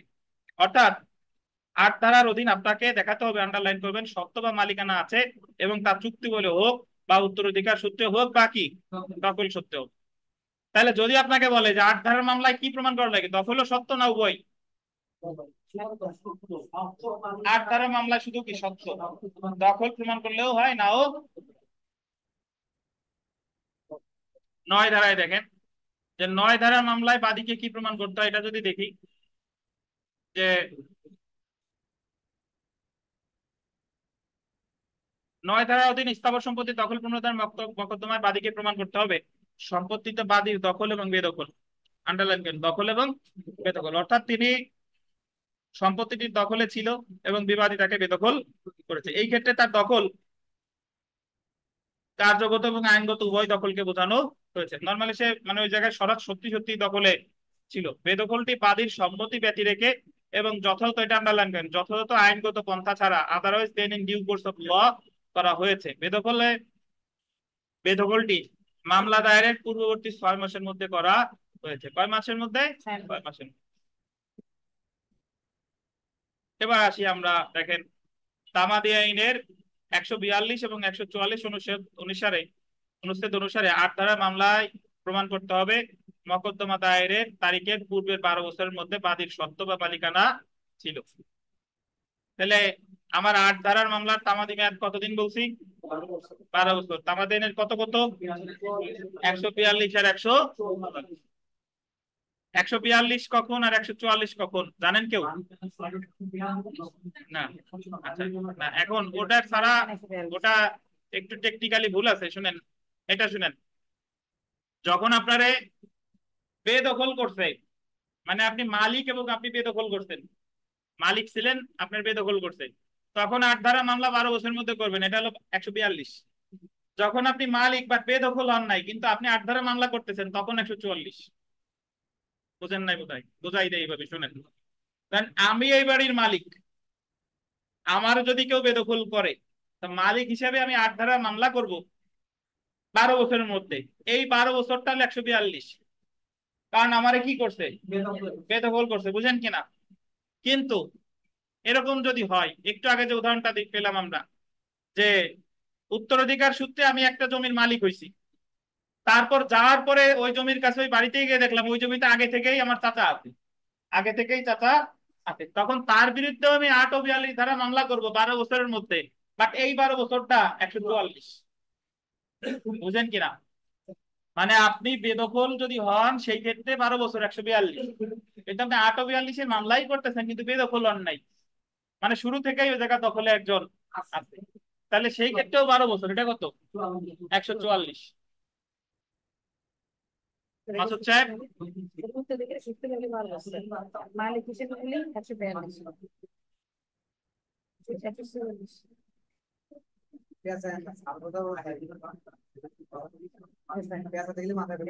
কি হয়েছে বলেন?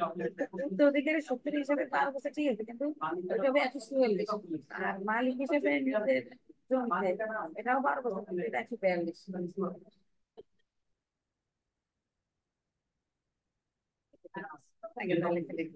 ওহে বিথিকা, কথা ভালোভাবে শুনেন আগে, যখন আমি বলবো তখন লিখবেন। তা লিখতেও পারেন নাই ঠিক মতো, আবার আমার কথাও শোনেন না, মানে কোনো কাজটাই আপনার ঠিক মতো হয় নাই। এই মিতা, 142 আর 144 বুঝতেন? কি বুঝতেন বলেন? হ্যাঁ হ্যাঁ হ্যাঁ হ্যাঁ হ্যাঁ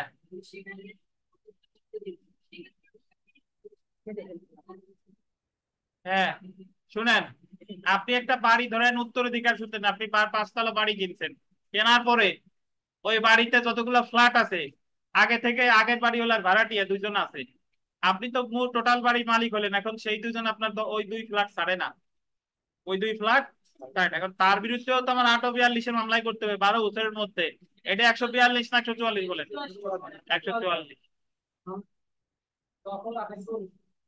বুঝতে পারছেন? এটা জানলে হবে কি, আপনাদের লিখিত পরীক্ষার প্রশ্ন আসে যে তামাদি আইনের 142 এবং 144-এর মধ্যে পার্থক্য আলোচনা করুন। দেখেন, সো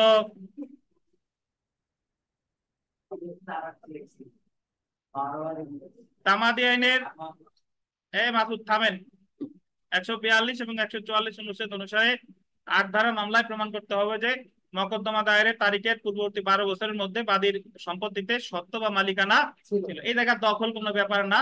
আমার 8 ধারার মামলা হলেই আমার দেখাইতে হবে কি, সত্ত্ব। তারপরে দেখেন যে 9 ধারার মকদ্দমার ক্ষেত্রে আদালত সত্ত্বের প্রশ্নের বিচার করবে না, বরং শুধুমাত্র নিম্নলিখিত 2টি প্রশ্নের সমাধান করবে। কি কি দেখেন, বাদী দখলচ্যুত হওয়ার পূর্বে দখলে ছিল কিনা, whether plaintiff was formerly in possession, এবং মকদ্দমা দায়েরের পূর্ববর্তী 6 মাসের মধ্যে বিবাদী বাদীকে সম্মতি ব্যতি রেখে এবং আইনগত পন্থা ছাড়া দখলচ্যুত করেছে কিনা। যদি এই 2টি প্রশ্নের উত্তর ইতিবাচক হয় তাহলে আদালত বাদীকে 9 ধারায় দখল অর্পণ করবে। আচ্ছা, তো একটু নামাজের বিরতি, নামাজের পরে আবার আমাদের শুরু হবে। এই বসে না থেকে যে যা বোঝেন নাই আশেপাশের জনের সাথে এমনি গল্প না করে আইন নিয়ে আলোচনা করবেন।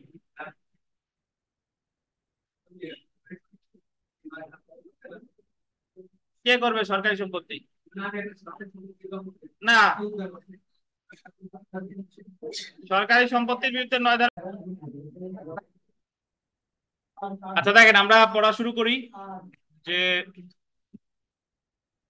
যথাযথ আইনগত পন্থা ছাড়া বা otherwise than in due course of law অর্থ নিম্নলিখিত ক্ষেত্রে আইনগত পন্থা ব্যতীত দখলচ্যুত বাদীকে আদালত 9 ধারায় প্রতিকার মঞ্জুর করতে পারে। এটা একটু দেখি আমরা। দেখেন, বাড়ি ভাড়ার মেয়াদ উত্তীর্ণ হবার পরও ভাড়াটিয়া কর্তৃক দখল বজায় রাখা হয়েছে, বাড়িওয়ালা বলপূর্বক ভাড়াটিয়াকে উক্ত বাড়ি হতে দখলচ্যুত করেছে, বাড়িওয়ালা জোরপূর্বক ভাড়াটিয়ারে দখলচ্যুত করছে, এটা যথাযথ আইনগত পন্থা ব্যতীত দখলচ্যুত করা হয়েছে বলে গণ্য হবে, এবং ভাড়াটিয়া দখল উদ্ধারের জন্য 9 ধারায় মকদ্দমা দায়ের করতে পারবে যদিও বাড়িওয়ালা উক্ত বাড়ির মালিক।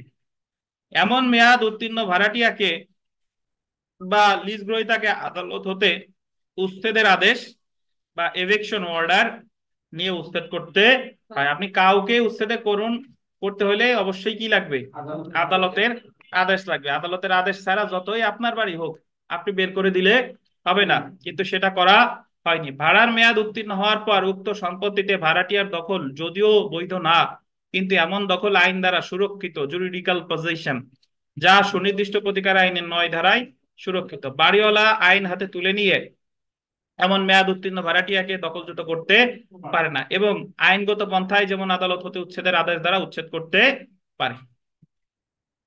এরপরে দেখেন যে দেওয়ানি কার্যবিধির 1908-এর 21 আদেশের আন্ডারলাইন করেন 95 বিধির অধীন দখল গ্রহণের জন্য নিলাম ক্রেতা দায়িকের একজন ভাড়াটিয়াকে দখলচ্যুত করেছিল। আমরা খুব সাম্প্রতিক সময় দেওয়ানি কার্যবিধি শেষ করলাম, সেখানে আপনাদের মনে আছে কিনা যে 21 আদেশের 84 এবং 85 বিধি, যে দায়িকের সম্পত্তি যখন নিলামে উঠে তখন একজন থার্ড ব্যক্তি, যাকে বলে নিলাম ক্রেতা, সে ওই দায়িকের সম্পত্তি ক্রয় করার সাথে সাথে 25% টাকা জমা দিতে হয় 84 বিধি, এবং 85 বিধিতে বললো যে 15 দিনের মধ্যে বাকি টাকা জমা দিতে হয়।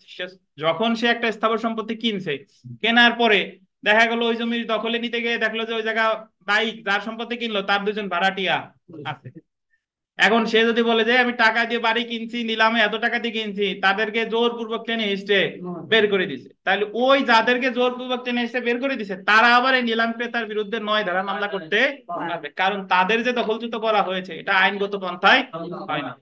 এই যে দেখেন যে 21 আদেশের 95 বিধির অধীন দখল গ্রহণের জন্য নিলাম ক্রেতা দায়িকের একজন ভাড়াটিকে দখলচ্যুত করেছিল, এমন দখলচ্যুত করা আইনগত পন্থায় দখলচ্যুত করা হয়নি হিসাবে আদালত সিদ্ধান্ত প্রদান করে, এবং ভাড়াটিয়া কর্তৃক 9 ধারায় দখল উদ্ধারের মকদ্দমা আদালত বহাল রাখে। কারণ নিলাম ক্রেতা ক্রয়কৃত সম্পত্তির দখলে নেওয়ার জন্য দেওয়ানি কার্যবিধি 1908-এর 21 আদেশের 96 বিধিতে উল্লেখিত নিয়ম অনুসরণ করতে হবে। তারও যদি দখলচ্যুত করতে হয় তারও কি লাগবে? 21 আদেশের 96-তে যে পদ্ধতি আছে সেই অনুযায়ী করতে হবে। দেখেন, এখন আপনার আপাত দৃষ্টিতে মনে হতে পারে ভাই যে আমার বাড়ি, আবার সে ছাড়বে না, তারে টাইনি বের করতেছি, আবার সে বলে আমার বিরুদ্ধে মামলা করবে, মনে হইতে পারে। বাট অ্যাকচুয়ালি তারে যে আপনি টাইনে এসে বের করতেছেন এইটা কিন্তু ঠিক হয় নাই। উদাহরণস্বরূপ আমরা যদি ইসলামের উদাহরণ দিই, যে আমাদের আছে ধরেন একজন অনেক খারাপ ব্যবহার করছে বা অনেক খারাপ লোক, সে যতই খারাপ লোক বা খারাপ ব্যবহার করুক না কেন, তার অনুপস্থিতিতে যখন আমি বলবো যে মাসুদ কি একটা কাজ করলো, অমুকরে এত কথা বলছে, এত খারাপ কাজ করছে, জানেন এই কাজ করলে কি হয়? যদিও আমি যা বলছি সব সত্যি, যা মাসুদ আসলেই খারাপ এবং আসলেই আসলেই তার চেয়ে খারাপ লোক আর হয় না, তারপরে আমি বললে এটা হয়ে যাবে কি, কি বল? বুঝতে পারছেন? ঠিক একই ভাবে যে আমার বাড়ি আমি মালিক, ভাড়াটিয়া বাড়ি না ছাড়লেও তারে যথাযথ আইনগত পন্থায় সবাই কেউ দেখেন। বিগত বছরের প্রশ্ন যে সুনির্দিষ্ট প্রতিকার আইনের 9 ধারা অনুসারে জমির দখল পুনরুদ্ধারের জন্য কোন বিষয়গুলো প্রমাণ করতে হয়? এখানে কি দখল ও বেদখল। এখন আমরা চলে আসি, দেখেন যে 8 ও 9 ধারা মকদ্দমা দায়েরের তামাদি মেয়াদ। দেখেন, মালিকানা সত্ত্বের ভিত্তিতে বা দখলি সত্ত্বের ভিত্তিতে 8 ধারায় সুনির্দিষ্ট স্থাবর সম্পত্তি দখল পুনরুদ্ধার কত? 12 বছর। এটা আন্ডারলাইন করেন, দখলচ্যুত হওয়ার বা দখল পরিত্যাগ করার দিন হতে 12 বছরের মধ্যে। এই জায়গায় 142 এর সাথে লেখেন প্লাস 144, এখানে শুধু 142 আসবে না, কত? 144ও আসবে। একইভাবে দেখেন 9 ধারায় স্থাবর সম্পত্তি হতে দখলচ্যুত ব্যক্তি কর্তৃক মকদ্দমা দায়ের। 9 ধারায় কত? 6 মাস। দখলচ্যুত হওয়ার দিন হতে কতদিন? 6 মাসের মধ্যে। এটা কোন কত অনুচ্ছেদ? 3 অনুচ্ছেদ।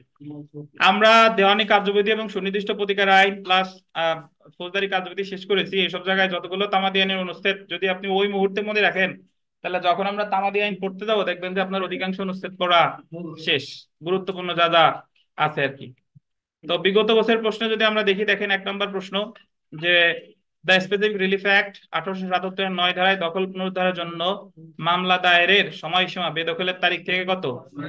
অনেক কঠিন প্রশ্ন। জি, জমি থেকে বেদখল হওয়ার পর কত দিনের মধ্যে সত্ত্ব দখল পুনরুদ্ধার? সত্ত্ব আসলেই কত?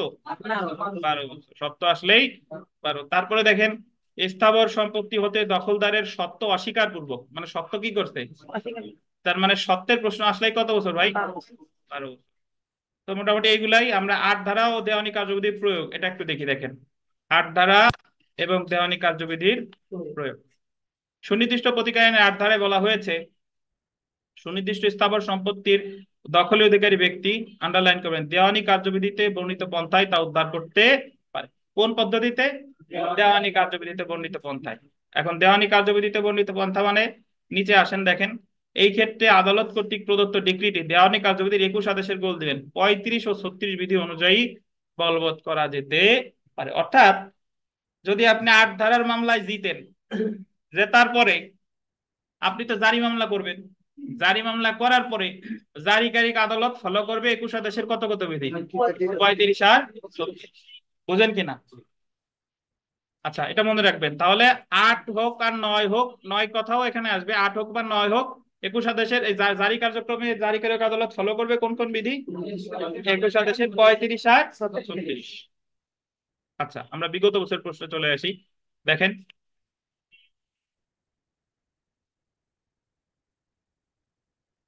a person entitled to the possession of a specific immovable property may recover it in the manner prescribed by the, মানে একজন ব্যক্তি স্থাবর সম্পত্তিতে দখলের অধিকারী ব্যক্তি তার দখল পুনরুদ্ধার করতে পারে ড্যাশ আইন অনুযায়ী। কোন পন্থায়? কোন আইনের পন্থায়? The code of civil procedure 1908। গুরুত্বপূর্ণ। এরপরে আমরা চলে আসি, দেখেন যে 8 ও 9 ধারায় সরকারের বিরুদ্ধে মকদ্দমা দায়ের করা যায় কিনা। আমি যতটুকু পড়ে বলেছি তাতে আপনাদের জানার কথা যে 8 ধারার মামলা যে কোনো ব্যক্তির বিরুদ্ধে করা যায়, কিন্তু 9 ধারার মামলা সরকারের বিরুদ্ধে করা যায় না।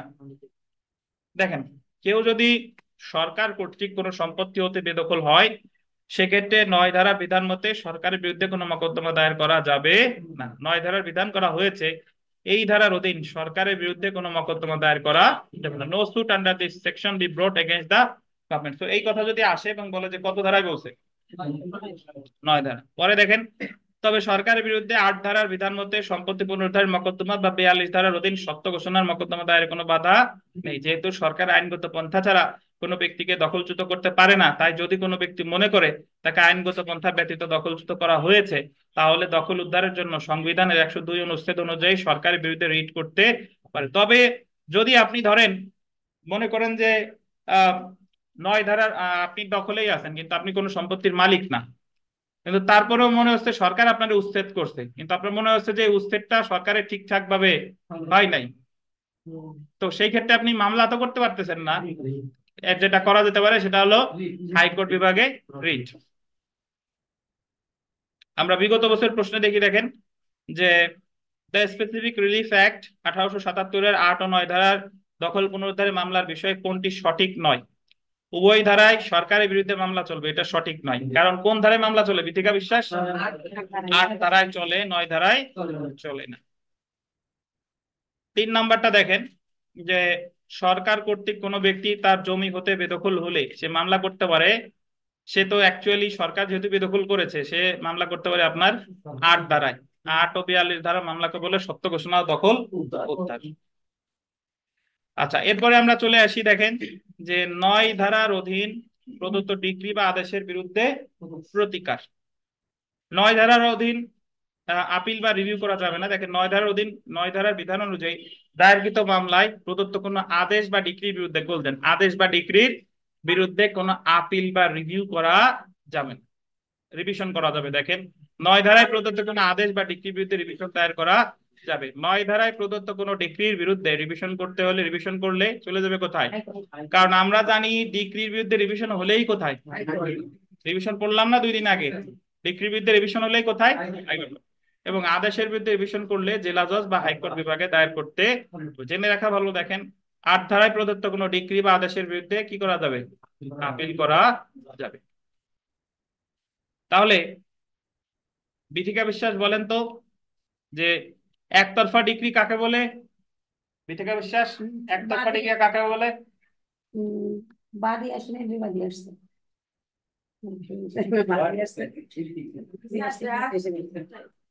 কে আসে না বলেন, ভালোভাবে বলেন, বুঝে বলেন, পারতেছেন না কেন বলেন? উদাহরণ দেখো। বাদী পারেন তো বলেন, দ্রুত বলেন, দ্রুত। বাদী আসছে বিবাদী বাদী আসছে, বিবাদী আসে না, না আসলেই কি একতরফা ডিক্রি দিবে? বলেন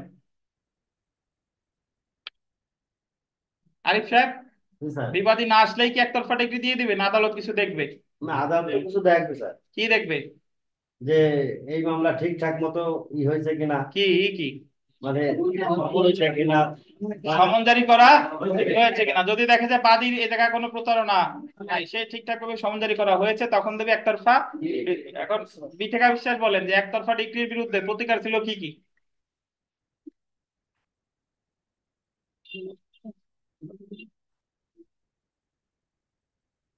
এই মেঘনা বলেন একতরফা ডিক্রির বিরুদ্ধে প্রতিকার কি কি? জি, আর সরাসরি রদ। আর কি করা যেত? না খরচ টরচ থাক, ওইটা বুঝলাম, আর কি এই দুইটা ছাড়া আর কি ছিল? কততে? আপিল 96 ধারায়। আর একটা কি, আর একটা কি ছিল? আর একটা ছিল হলো রিভিউ করা যায় নাকি? রিভিউ করা যায়। এখন রুবেল বলেন, রুবেল উত্তর দেন যে কোন ধরনের একতরফা ডিক্রির ক্ষেত্রে আপিল করা যায় না? কোন ধরনের মামলায় একতরফা ডিক্রির বিরুদ্ধে আপিল করা যায় না?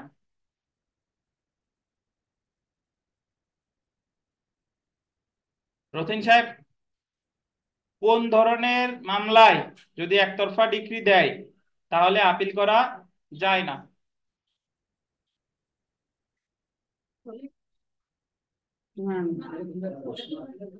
আচ্ছা, যারে জিজ্ঞেস করি সে উত্তর দেন, পারলে যে পারে পরে জিজ্ঞাবো। বলেন রতিন সাহেব,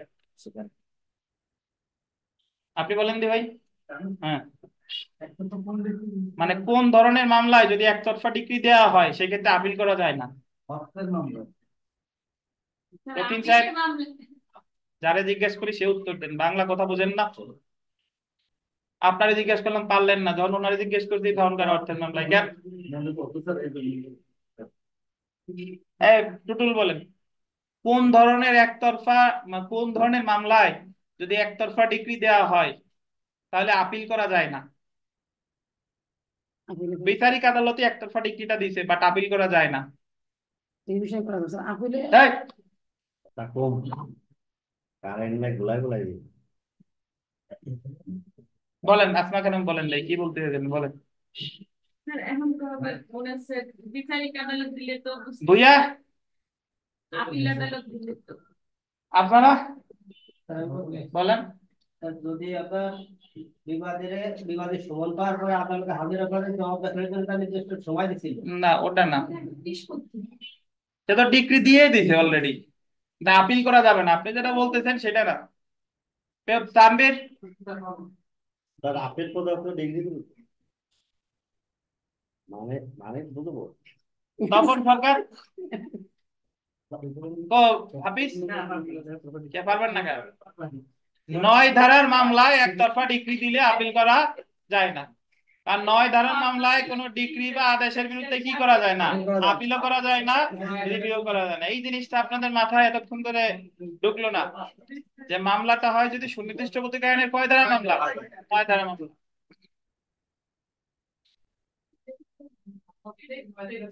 দেখেন তো আমরা বিগত বছরের প্রশ্নে আসি।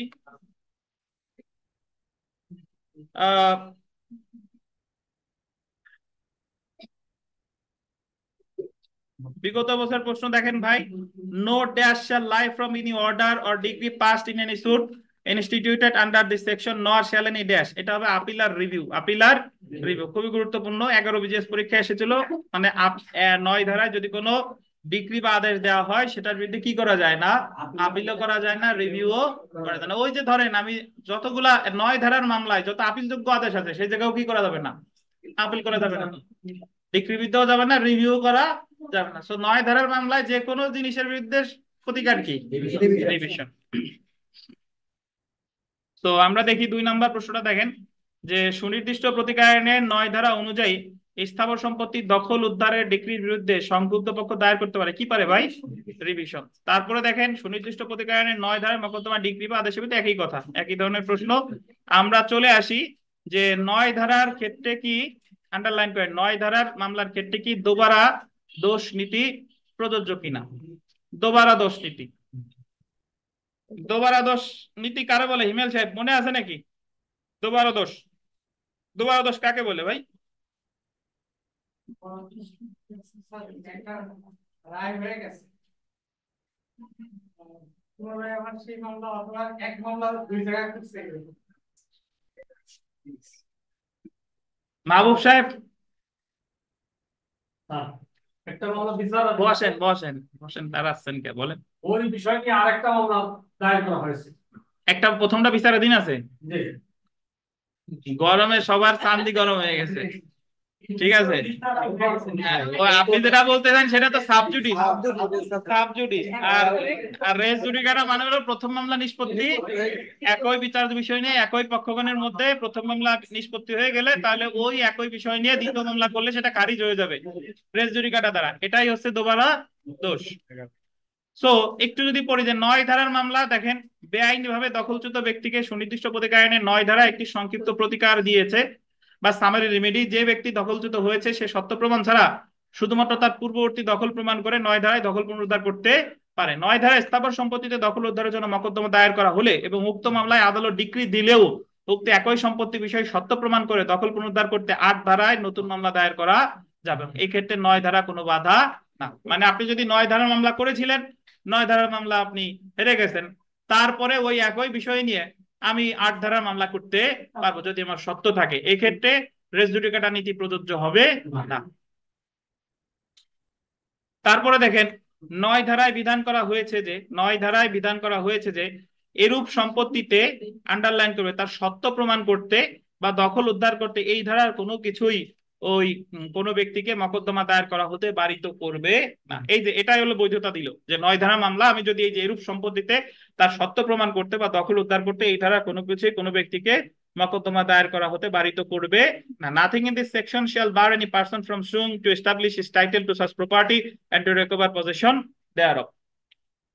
তাহলে এখানে একটা জিনিস মনে রাখেন, আমি 9 ধারার মামলা হারলে কিন্তু আবার 9 ধারা করতে পারবো না, বুঝলেন কিনা? 9 ধারা মামলা হারলে আমি করতে পারবো কি 8 ধারা। যদি 8 ধারার মামলায় হারি তাহলেও আর 8 ধারা করতে পারবো না, 9 ধারাও পারবো না। দেখেন 9 ধারার মামলায় যে পক্ষ পরাজিত হয় সেই পক্ষ উক্ত সম্পত্তিটা তার সত্য প্রমাণ করে, আন্ডারলাইন করেন, তার সত্য প্রমাণ করে 8 ধারায় নতুন মামলা দায়ের করতে পারবে এবং এই ক্ষেত্রে দোবারা দোষ রেস জুডিকাটা নীতি প্রযোজ্য হবে। কিন্তু 9 ধারা মামলায় যে পক্ষ পরাজিত হয় সেই পক্ষ পূর্ববর্তী দখলের উপর ভিত্তি করে, আন্ডারলাইন করেন, নতুন করে 9 ধারা মামলা করতে পারবে না এবং যদি করে দোবারা দোষ নীতি অনুযায়ী মামলাটি কি হবে, খারিজ হবে। তাহলে সহজ কথা হলো 9 ধারার মামলা হারলে আর 9 ধারা পারবেন না, কিন্তু 9 ধারার মামলা হারলে কোনটা পারবেন, 8 ধারা। বুঝতে পারছেন? আচ্ছা, পরেরটা দেখেন, উদাহরণটা দেখি যে এ বি এর বিরুদ্ধে দখল উদ্ধারের জন্য 9 ধারা মামলা করছে। এ করছে বি এর বিরুদ্ধে, আদালত এ এর বিরুদ্ধে ডিক্রি দিল, মানে এ মামলা হেরে গেছে। পরবর্তী সত্য প্রমাণ করে দখল উদ্ধারের জন্য এ 8 ধারায় নতুন মামলা দায়ের করতে পারবে, কিন্তু এ দখলের জন্য 9 ধারায় নতুন করে মামলা করতে পারবে না, কারণ দখলের বিষয়টি ইতিমধ্যে কি হয়ে গিয়েছে, নিষ্পত্তি হয়ে গেছে। আমি একটা উদাহরণ দিই, শুনেন তো এটা পারেন কিনা দেখি। বিথিকা, আবার আপনার এই ধরি, বিথিকা বলেন যে আপনি 9 ধারার মামলা করছেন রুমানার বিরুদ্ধে এবং 9 ধারার মামলায় আপনার ডিক্রি হয়েছে, মানে আদালত রুমানার কাছ থেকে দখল বুঝাইয়া আপনারে দিল, দখল নিয়ে আপনারে বুঝাই দিল। আচ্ছা, এখন রোমানা তো মামলায় কি হেরে গেছে, এখন রোমানা কি 8 ও 42 ধারার মামলা আপনার বিরুদ্ধে করতে পারবে কিনা ওই একই জমি নিয়ে? প্রশ্ন বুঝেন কিনা?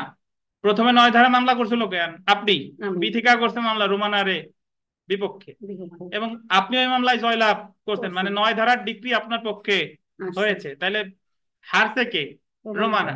এখন রোমানা কি 8 ও 42 ধারার মামলায়, এবার পরের মামলায় বাদী হচ্ছে কে, রোমানা। রোমানা কি আপনার বিরুদ্ধে 8 ও 42 ধারা মামলা করে প্রতিকার পাবে কিনা বা 8 ও 42 ধারা মামলাটা চলবে কিনা?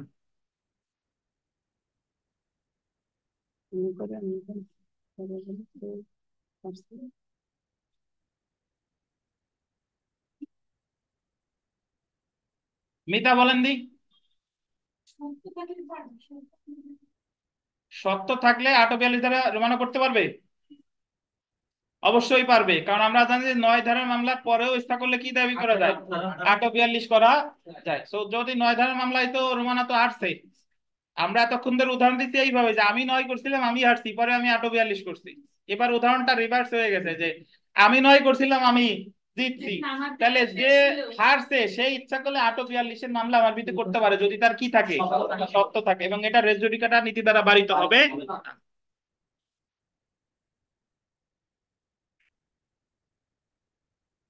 তাহলে দেখেন যে যারা মনোযোগ দিয়ে শুনবেন সে কিন্তু বুঝবেন, আর না শুনলে খালি 2টা শব্দই শুনবেন, দখল আর বেদখল আর 8 আর 9, আর কোনো শব্দ কিন্তু বাদবে না, দখল বেদখল আর 8 9। দেখেন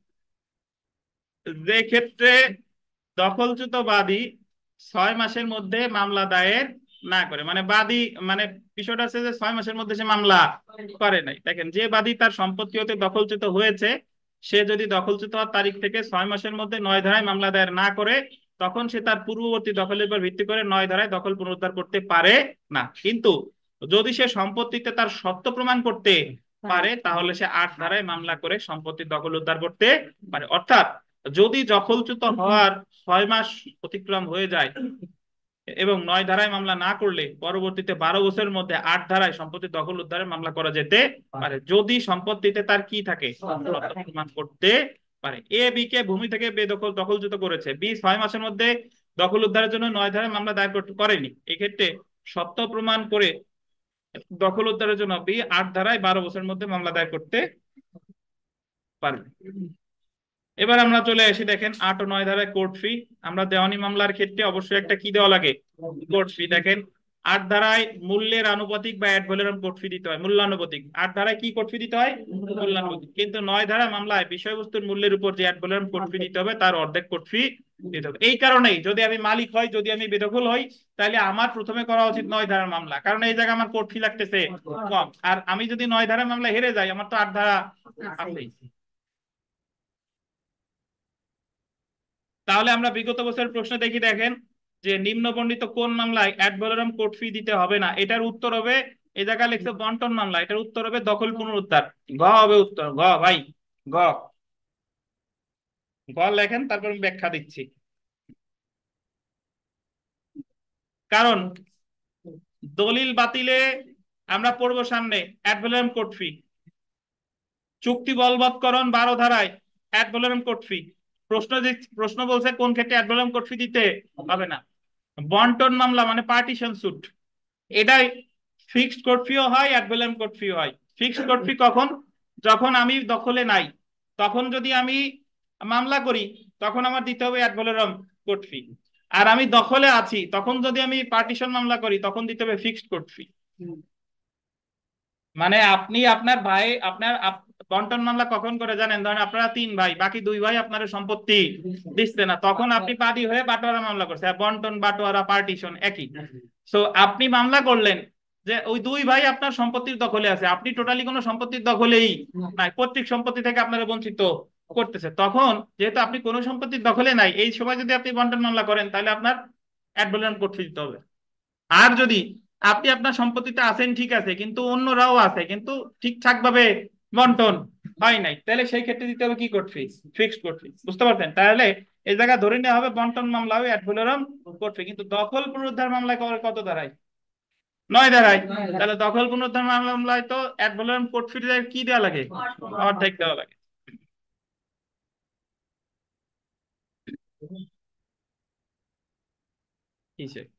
দেখেন 1 নম্বর প্রশ্নটা দেখেন, যে সেলফ প্র্যাকটিসের 1 দেখেন ভাই, সুনির্দিষ্ট স্থাবর সম্পত্তিতে গোল দিবেন দখলের অধিকারী ব্যক্তি। যদি আসে স্থাবর সম্পত্তিতে দখলের অধিকারী ব্যক্তি, তাহলে 8 না 9? দখলের অধিকারী বললেই 8। আর বেআইনি ভাবে বেদখল করছে সেক্ষেত্রে কত? 9। তারপরে দেখেন 2 নাম্বার, দেখেন যে সুনির্দিষ্ট স্থাবর সম্পত্তিতে দখলের অধিকারী কোনো ব্যক্তি তার দখল উদ্ধার করতে পারে কোন আইনের কোন পন্থা অনুযায়ী? দেওয়ানি কার্যবিধি কত? 1908। এটা কিন্তু সুনির্দিষ্ট প্রতিকার আইন না, কোনটা? দেওয়ানি কার্যবিধি।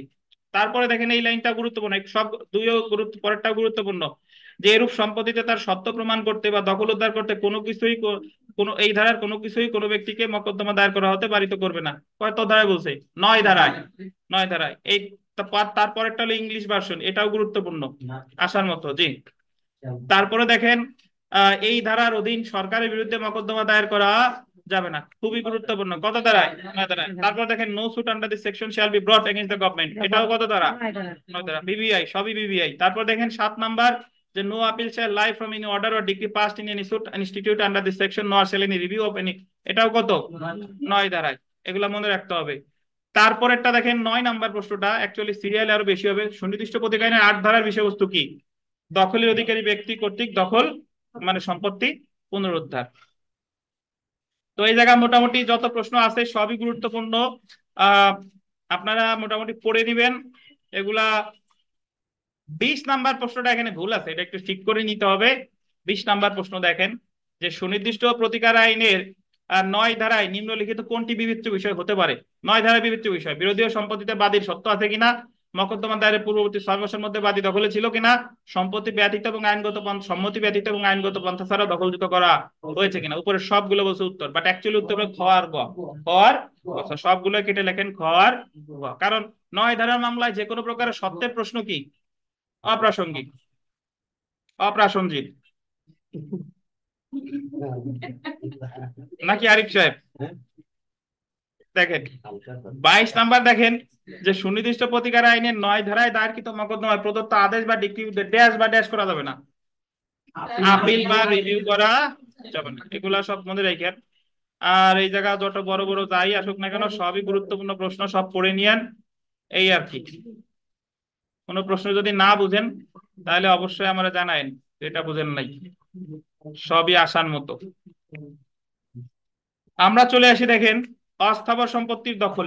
স্থাবর সম্পত্তি নিয়ে তো অনেকক্ষণ 8-9 নিয়ে বেশ আলোচনা করলাম, এবং 8-9 আপনার মনে রাখতে হবে যে এই 8-9-তে আমি যদি আমার দখল বা আমি যদি আমার সত্য প্রমাণ করতে পারি, তাহলে আদালত আমার পক্ষে ডিক্রি দিতে কি বাধ্য। এই জায়গা ওনার বিবেচনামূলক ক্ষমতা প্রয়োগের সুযোগ নাই। তাহলে সুনির্দিষ্ট প্রতিকার আইনের একটা জায়গায় প্রতিকার দিতে বাধ্য, সেটা হচ্ছে কত কথা 8 আর বাকি সব জায়গায় কি বিবেচনা, ডিসক্রিশনারি পাওয়ার। এবার আমরা চলে এসে দেখেন যে, আচ্ছা দেখেন, অস্থাবর সম্পত্তির দখল, possession of movable property, possession of movable property, golden ধারা 10 থেকে 11। সুনির্দিষ্ট প্রতিকার আইনের 10 এবং 11 ধারায় অস্থাবর সম্পত্তির দখল উদ্ধার সম্পর্কে আলোচনা করা হয়েছে। আগে আমরা 10 ধারা দেখি, যে সুনির্দিষ্ট অস্থাবর সম্পত্তির আহ পুনরুদ্ধার, recovery of specific movable property, এটা হলো কি অস্থাবর সম্পত্তি। সুনির্দিষ্ট প্রতিকার আইনের 10 ধারা অনুযায়ী সুনির্দিষ্ট অস্থাবর সম্পত্তি উদ্ধার করা যেতে পারে, আন্ডারলাইন করেন, দেওয়ানি কার্যবিধিতে উল্লেখিত পন্থায়। একটা জিনিস মনে রাখবেন, মামলা তো করে সুনির্দিষ্ট প্রতিকার আইনে, বাট উদ্ধার করবে কোন আইন অনুযায়ী? কারণ জারি মামলা করতে হয় কোন আইন অনুযায়ী? দেওয়ানি। 10 ধারার অধীন প্রদত্ত ডিক্রি, আন্ডারলাইন করবেন, দেওয়ানি কার্যবিধির 21 আদেশের 30 থেকে 31 বিধি অনুযায়ী কার্যকর করা যায়। 30 থেকে কত? 31। আর স্থাবর সম্পত্তি হইলে 35-36। স্থাবর সম্পত্তি হইলে 21 আদেশের 35-36, আর অস্থাবর সম্পত্তি হইলে 21 আদেশের কত? 30-31। তারপরে দেখেন, 10 ধারায় সুনির্দিষ্ট অস্থাবর সম্পত্তি দখলের অধিকারী ব্যক্তি, যেমন আন্ডারলাইন করেন ট্রাস্টি, সম্পত্তি বর্তমান দখলে রাখার কোনো বিশেষ বা অস্থায়ী অধিকার আছে এমন কোন ব্যক্তি, যেমন জিম্মাদার, আন্ডারলাইন করবেন পণ্য গ্রহীতা বা হারানো পণ্য খুঁজে পেয়েছে এমন কোন ব্যক্তিও মকদ্দমা দায়ের করতে পারে। সহজ কথা যদি এইভাবে বলি, দেখেন ভাই, যে আপনার কাছ থেকে কেউ একটা অস্থাবর সম্পত্তি নিয়ে গেছে, আমার কাছ থেকে এই মোবাইলটা যদি কেউ নিয়ে যায় এবং আমি যদি এই মোবাইলই ফেরত চাই, তাহলে আমাকে সুনির্দিষ্ট প্রতিকার আইনে কয় ধারায় মামলা করতে হবে?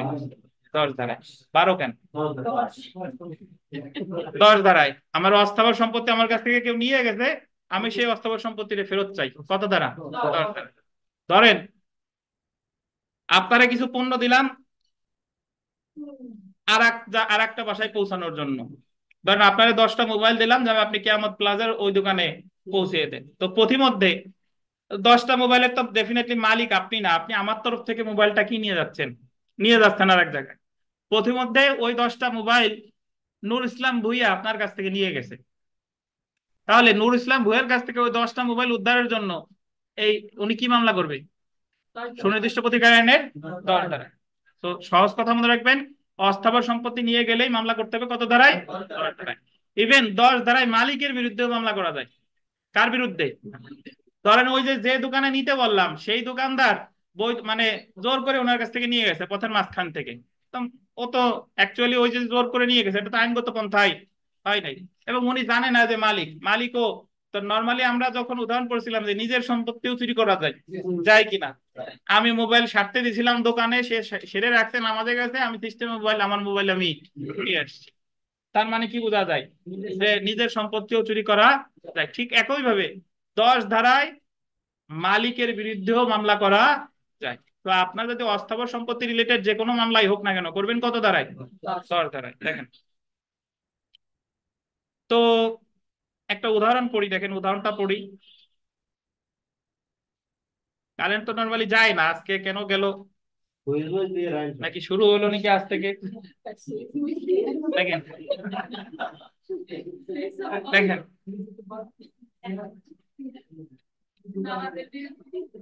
লাইট তো আছে স্যার, ওই দোকানে তো লাইট দেখা, ওই দোকানে তো আমাদের বাসায় দেখেন, ওই যে বাসায় যে ফ্ল্যাট গুলা, দেখেন উদাহরণ দেখেন। আচ্ছা উদাহরণটা দিয়ে শেষ করি। দেখেন, এ জীবনকালের জন্য বি কে জমি উইল করে দেয়, মানে বি কে একটা জমি দিছে এবং বি কে বলছে যে বি তুমি যতদিন এই জমিটা যতদিন বাঁচবা ততদিন এই জমি ভোগ করবা। বাট মূল মালিক এ দিচ্ছে কারে? বি রে। এবং সি কে পরবর্তী অধিকারী উল্লেখ করে এবং বললো যে বি যখন মারা যাবে তখন এই জমির মালিক হবে কে? সি। এ মারা যায়, বি জমিতে প্রবেশ করে। নরমালি আমরা জানি এ মারা যাওয়ার পর জমির মালিক হবে কে? বি।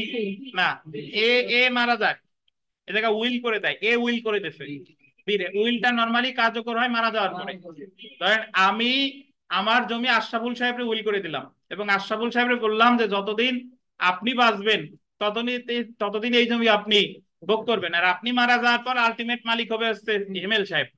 হিমেল সাহেব এখন আমি যে দিলাম আপনি এখনই পান নাই, যেহেতু উইল করছে, আমি মারা যাওয়ার পর এই সম্পত্তির মালিক হবে আশরাফুল। মালিক না মানে উনি ওনার জীবনকাল ব্যাপী ভোগ করবে, সেটা বোঝানো হয়েছে। তো এখন এ যখন মারা গেছে তখন বি ওই জমির মালিক বলতে জীবনকাল ব্যাপী ভোগ করবে। তো এই কারণে বি জমিতে প্রবেশ করছে, কিন্তু সি বি এর সম্মতি ছাড়াই সত্ত্বের দলিল সমূহ গ্রহণ করে। কিন্তু সি সি কিন্তু অ্যাকচুয়ালি এখনো মালিক হয় নাই। বি মালিক হবে কখন? বি মারা যাওয়ার পরে। কিন্তু মালিক হওয়ার আগের থেকেই সে জমি দলিল সব দখল নিতে চায় না, জমির দলিল নিয়ে গেছে। কি নিয়ে গেছে? জমির দলিল। ওই যে সত্ত্বের দলিল সমূহ দলিল সমূহ কি সম্পত্তি? অস্থাবর দলিল সমূহ। আর ছুটি পাইলেন না, কারেন্ট যদি না আসতো এখন ছেড়ে দিতাম। দেখেন তাহলে তাহলে দেখেন যে তাহলে সি বি এর সম্মতি ছাড়াই সত্ত্বের দলিল সমূহ গ্রহণ করে। তো এই জায়গায় সি কি দলিল সমূহ যে নিচে, এটা কি ওনার নেওয়া ঠিক আছে? কারণ দলিল গুলো যেহেতু বি এখন বেঁচে আছে আপাতত তার দখলে থাকার কথা, তাই এখন বি ওই দলিল গুলো উদ্ধারের জন্য সি এর বিরুদ্ধে কোন ধারা মামলা করবে? এই যে দেখেন সত্ত্বের দলিল সমূহ উদ্ধারের জন্য বি সি এর বিরুদ্ধে 10 ধারায় মোকদ্দমা দায়ের করতে পারে। এবং স্টার দিয়ে এখানে লেখেন যে 10 ধারায় বাদী ক্ষতিপূরণও দাবি করতে পারে। লেখেন 10 ধারায় বাদী ক্ষতিপূরণও দাবি করতে পারে। 10 ধারায় বাদী ক্ষতিপূরণও দাবি করতে পারে। এই জায়গা লেখা, একটু লেখছেন।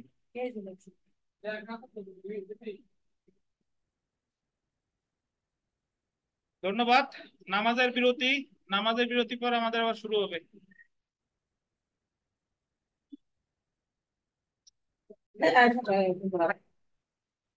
তো দেখেন আমরা বিরতির পরে ক্লাস শুরু করি। সেটা হচ্ছে যে বিরতির আগ পর্যন্ত আমরা 10 ধারা আলোচনা করেছি।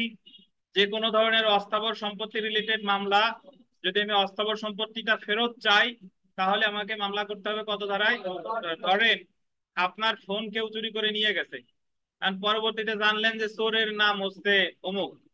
তো তার বিরুদ্ধে আমরা নর্মালি করি ফৌজদারি মামলা, চুরির মামলা করি। তো চুরির মামলায় যদিও ওই উদ্ধার করার পরে আপনার একসময় জব্দকৃত মাল হিসেবে পরে আবেদন করে ফেরত পাওয়া যায়, বাট অ্যাকচুয়ালি চুরির মামলায় কিন্তু যদি সে মোবাইলটা ধরেন জানেন যে সে চুরি করছে, কিন্তু সে চুরি করে এমন জায়গায় রাখতে আর জানেন না, তো সেই ক্ষেত্রে সে কিন্তু চুরির যা করলো সেটা ক্ষতিপূরণ দিতে বাধ্য না, সে শুধু চোরের হবে কি শাস্তি। শাস্তি। আর আপনি যদি চান যে আমার ওই মোবাইল দরকার, অথবা ওই মোবাইলের মূল্য 1.5 লাখ টাকা, চোরের কাছ থেকে 1.5 লাখ টাকা আদায় করতে চান, তাহলে আপনাকে মামলা করতে হবে। কি মামলা ভাই? এই 10 ধারা। যে 10 ধারার আপনি আর্জিতে উল্লেখ করবেন যে আমি আমার মোবাইল ফেরত চাই, আর মোবাইল যদি সে ফেরত দিতে নাও পারে আমার মোবাইলের মূল্য আনুমানিক এত টাকা, এত টাকা ক্ষতিপূরণ যেন সে দেয়। একটু আগে বললাম যে ক্ষতিপূরণের প্রার্থনা করা যায়, লিখছেন না? 10 ধারা মামলা কি ক্ষতিপূরণ প্রার্থনা করা যায়। এবার আসি আমরা 11 ধারা। এবং আমি বললাম যে 10 ধারার মামলা কিন্তু মালিকের বিরুদ্ধেও করা যায়। এবার দেখেন 11 ধারা। 11 গোল দিবেন তাৎক্ষণিক দখলের অধিকারী ব্যক্তি। তাৎক্ষণিক দখলের অধিকারী ব্যক্তির নিকট দখল অর্পণের ব্যাপারে গোল দিবেন মালিক ব্যতীত দখলকারী ব্যক্তির দায় দায়িত্ব। Liability of person in possession not as owner to deliver to person entitled to immediate possession। এটা একটু দেখে দেখেন 11 ধারায় প্রতিকারটি হলো, আন্ডারলাইন করেন, মালিক ব্যতীত যে কোনো ব্যক্তির দখল হতে বাদীকে সুনির্দিষ্ট স্থাবর সম্পত্তি অর্পণ করা। এটা স্থাবর না, এটা কি হবে? অস্থাবর। অস্থাবর সম্পত্তি অর্পণ করা যে সম্পত্তিতে বাদীর তাৎক্ষণিক অধিকার রয়েছে। 4টি ক্ষেত্রে গোল দিবেন। 4টি ক্ষেত্রে 11 ধারায় বাদীকে প্রতিকার মঞ্জুর করা যেতে পারে। কয়টা ক্ষেত্রে ভাই? 4টা ক্ষেত্রে। কি কি দেখেন? যে ক্ষেত্রে বিবাদী ট্রাস্টি বা এজেন্ট হিসেবে বাদীর অস্থাবর সম্পত্তি ধারণ করে। কেমনে দেখেন? যে আপনি 10টা ধরেন, আপনি 20টা কি বলা যায় মুরগি দিয়েছেন, একজনের কাছে রাখছেন, দুর্লভ প্রজাতির মুরগি রাখছেন একজনের কাছে, যে আমি বিদেশে যাচ্ছি, আসার পর আমার মুরগি যাতে আমার কি দেওয়া হয়, ফেরত দেওয়া হয়। কিন্তু আপনি এসে দেখলেন যে মুরগি আর সে ফেরত দিচ্ছে না, তাহলে সে আপনার সম্পত্তির ট্রাস্টি বা এজেন্ট ছিল। যখন আপনি বিদেশে ছিলেন সে ছিল আপনার সম্পত্তির কি ট্রাস্টি বা এজেন্ট বা জিম্মাদারও বলা যেতে পারে। তখন ওই মুরগিগুলো উদ্ধার করার জন্য তার বিরুদ্ধে আপনি মামলা করবেন কত ধারায়? 11 ধারায়। কত ধারায়? 11 ধারায়। তারপরে দেখেন, যদি অস্থাবর সম্পত্তির জন্য আর্থিক ক্ষতিপূরণ পর্যাপ্ত না হয়, আপনার এমন একটা সম্পত্তি নিছে যে ওই সম্পত্তির বিনিময়ে সে যদি আপনার টাকাও দেয়, টাকাতে আমার ক্ষতিপূরণ পর্যাপ্ত হয় না। হয় না। কেমনে হয় না? কিছু ধরেন দুষ্প্রাপ্য প্রকৃতির চীনামাটির কারুকার্য খচিত পাত্র সে রাখছে, বাট আপনার কাছ থেকে নিয়ে গেছে, বাট অ্যাকচুয়ালি ওগুলো পাওয়ার অধিকার কার? আপনার। কিন্তু আপনাকে আর ফেরত দিচ্ছে না। সে যদি বলে যে আপনার বিনিময়ে আমি এই দিয়ে দিচ্ছি, কি বলে? ক্ষতিপূরণ। কিন্তু এই জায়গা তো আর্থিক ক্ষতিপূরণ কি পর্যাপ্ত না, কারণ এই দুষ্প্রাপ্য চীনামাটির পাত্র তো আর আমি খুঁজে কোথাও পাবো না, বা পেলেও অনেক কষ্টসাধ্য ব্যাপার। তাহলে সেই ক্ষেত্রে মামলা করতে হবে ওইগুলো উদ্ধারের জন্য। কত ধারায়? 11 ধারায়। যদি 3 নাম্বার দেখেন, অস্থাবর সম্পত্তির প্রকৃত ক্ষতি নিরূপণ করা কঠিন হয়। প্রকৃত ক্ষতি নিরূপণ করা করা কঠিন হয়।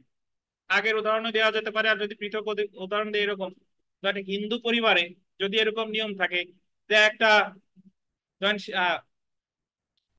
পূজা করে যে একটা, কি বলে ভাই ওটারে, প্রতিমা ধরেন, প্রতিমা ধরেন, মূর্তি বা যারে পূজা করা হয় প্রতিমাই ধরেন, তো উনি আহ যারা বললো যে যে এই পরিবারের যে বড় ছেলে তার হেফাজতে থাকবে যতদিন পর্যন্ত বেঁচে থাকবে, বড় ছেলে মারা গেলে আবার যে ওর মধ্যে যে জ্যেষ্ঠ মানে বড়, তার কাছে ওইটা হেফাজতে থাকবে। তো দেখা গেল যে বাবা মারা যাওয়ার পরে বড় ছেলে হচ্ছে বাবার কি ছেলে, কিন্তু ওই মূর্তিটা নিয়ে গেছে মেজো ছেলে। নিয়ে গেছে কে? মেজো ছেলে। কিন্তু অ্যাকচুয়ালি ওটা তাৎক্ষণিক দখলের অধিকারী কে? বড় ছেলে। তাহলে এই জায়গায় ওই বড় ছেলে ওই মূর্তিটা উদ্ধারের জন্য 11 ধারায় মামলা করবে ওর তার মেজো ভাইয়ের বিরুদ্ধে। কেন? কারণ এই মূর্তি যে নিয়ে গেছে এটা প্রকৃত ক্ষতি নিরূপণ করা কঠিন। এই মূর্তি তো আমি আর কোথাও পাবো না। বুঝতে পারছেন? এবং এই জায়গায় বড় ছেলে কিন্তু আলটিমেট ওনার না, মানে সে কিন্তু প্রকৃত মালিক, রিয়েল ওনার না, প্রকৃত মালিক না। সে হচ্ছে কিসের অধিকারী? তাৎক্ষণিক দখলের অধিকারী। আবার সে যখন মারা যাবে তখন আর একজন হবে। বুঝেন কিনা? তাহলে এই ক্ষেত্রে সে ওই মূর্তিটা উদ্ধারের জন্য, মূর্তি ডেফিনেটলি একটা কি সম্পত্তি? বাস্তব সম্পত্তি। তাইলে আমি মামলা করবো কত ধারায়? 11 ধারায়। জি। তারপরে দেখেন, যে ক্ষেত্রে বিবাদী বাদীর অস্থাবর সম্পত্তিটি বেআইনি ভাবে দখল করেছে, যেমন যে ক্ষেত্রে প্রতারণা করে বিবাদী বাদীর সম্পত্তি গ্রহণ করেছে। যদি কোনো ক্ষেত্রে বিবাদী প্রতারণা করে বাদীর সম্পত্তি গ্রহণ করে বা প্রতারণা করে গ্রহণ করে, তাহলেও মামলা করবে বাদী কত ধারায়? 11 ধারায়। তাহলে আমরা এই জায়গায় 4টা পেলাম। যে ক্ষেত্রে বিবাদী হচ্ছে ট্রাস্টি বা জিম্মাদার, যে ক্ষেত্রে আর্থিক ক্ষতিপূরণ নির্ণয়ের কোনো সুযোগ নাই, যে ক্ষেত্রে আর্থিক ক্ষতিপূরণ নির্ণয় করা আর অর্থ দ্বারা ক্ষতি নির্ণয় মানে পর্যাপ্ত না হয়, এবং সবশেষে হচ্ছে কি বেআইনি ভাবে যদি অস্থাবর সম্পত্তিটি দখল করে। আচ্ছা, আমরা উদাহরণে চলে যাই। দেখেন,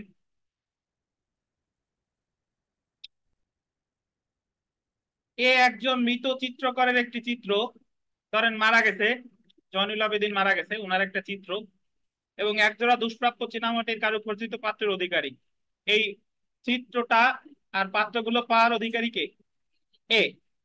এই জিনিসগুলো বি এর দখলে আছে, কিন্তু পাওয়ার অধিকারী কে? A। এই জিনিসগুলো এমন বিশেষ বৈশিষ্ট্যপূর্ণ যে তার বাজার দর নির্ণয় করা কষ্টসাধ্য। এর নিকটে এগুলো অর্পণ করার জন্য বি কে বাধ্য করতে 11 ধারায় মোকদ্দমা দায়ের করা যাবে। বুঝতে পারছেন? তো এখন আপনার মনে প্রশ্ন আসতেছে, তাইলে আমি 10 ধারায় কখন মামলা করব আর 11 ধারায় কখন মামলা করব? উত্তর সহজ। যে কোনো ধরনের অস্থাবর সম্পত্তি হইলে 10 ধারা, আর যদি এই দুষ্প্রাপ্য হয়, অর্থ ক্ষতি নির্ণয় মানে ক্ষতি নির্ণয় করা কষ্টসাধ্য হয়, আপনার অপরিণীয় ক্ষতি হওয়ার সম্ভাবনা আছে, তাহলে করবেন কত ধারায়? 11 ধারায়। আর যদি এইগুলাই চারটা ছাড়া অন্য যে কোনো কারণ হইলে কত ধারা? 10 ধারা। 10 ধারায় মামলা মালিকের বিরুদ্ধেও করা যায়, কিন্তু 11 ধারায় মামলা মালিকের বিরুদ্ধে করা যায় না। এই জায়গায় পৃষ্ঠা দিয়ে লেখেন, 11 ধারায় আদালত স্বপ্রণোদিত হয়ে ক্ষতিপূরণের আদেশ দিতে পারে। 11 ধারায় আদালত স্বপ্রণোদিত হয়ে ক্ষতিপূরণের আদেশ দিতে পারে।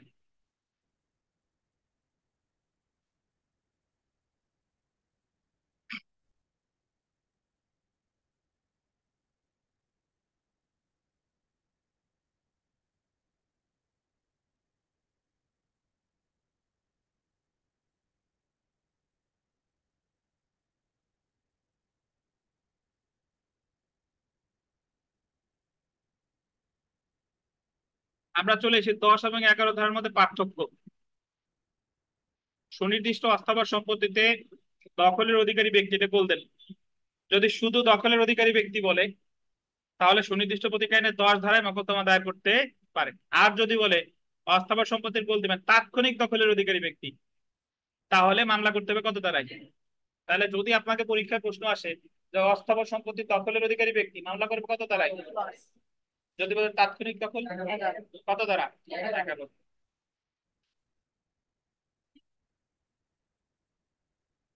তারপরে দেখেন 11 ধারায় অস্থাবর সম্পত্তি বা পণ্যের মালিকের বিরুদ্ধে মামলা করা যায় না, কিন্তু 10 ধারায় মালিকের বিরুদ্ধে মামলা করা যায়। আগেই বলেছি 10 ধারায় মালিকের বিরুদ্ধে মামলা করা যায়, কিন্তু 11 ধারায় মালিকের বিরুদ্ধে মামলা করা যায় না।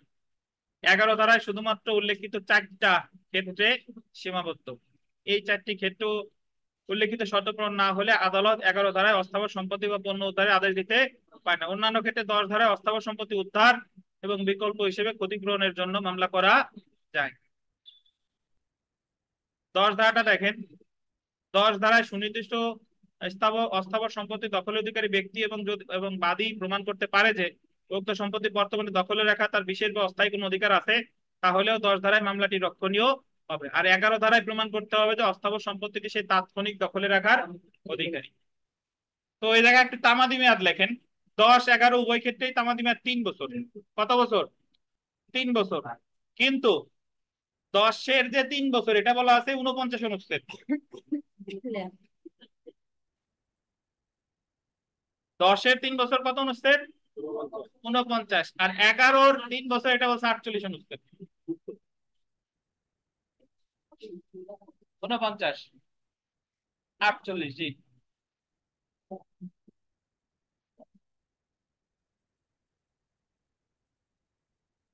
তাহলে 10-11-তে যদি তামাদি মেয়াদ বলে কতদিন ভাই?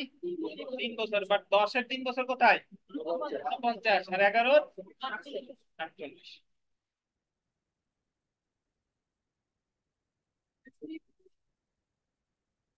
সেলফ প্র্যাকটিস করি আগে। দেখেন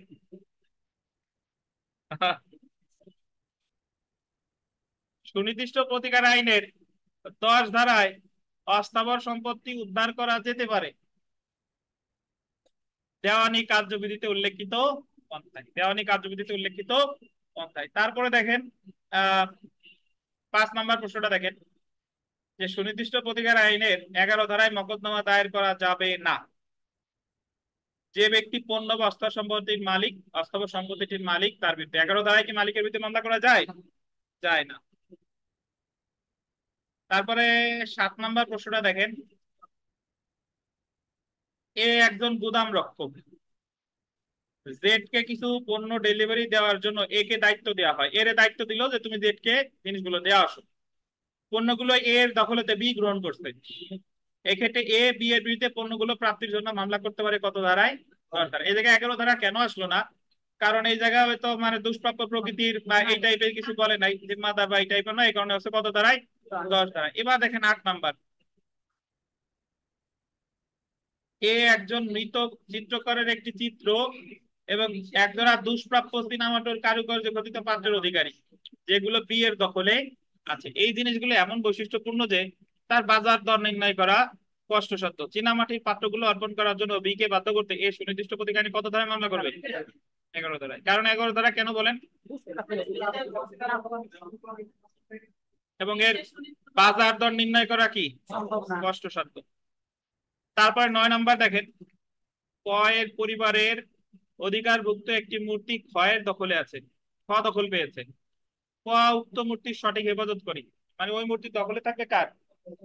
কয়ের। ক এই ক্ষেত্রে সুনির্দিষ্ট প্রতিকার আইনের কততে? 11 ধারায় মামলা দায়ের করতে পারে। বুঝতে পারছেন? সবশেষেরটা দেখেন, অস্থাবর সম্পত্তির দখল পুনরুদ্ধার মোকদ্দমা তামাদি মেয়াদ 3 বছর। বাট উনি বলে নাই যে কত কত অনুচ্ছেদ। বইতে খুঁজে গ্যারান্টি দিতে পারি পাবেন না খুঁজে। তো অ্যাকচুয়ালি এটা হচ্ছে 10 ধারা হচ্ছে কত? 49, আর 11 ধারা হচ্ছে কত? 48। এটা খেয়াল রাখেন।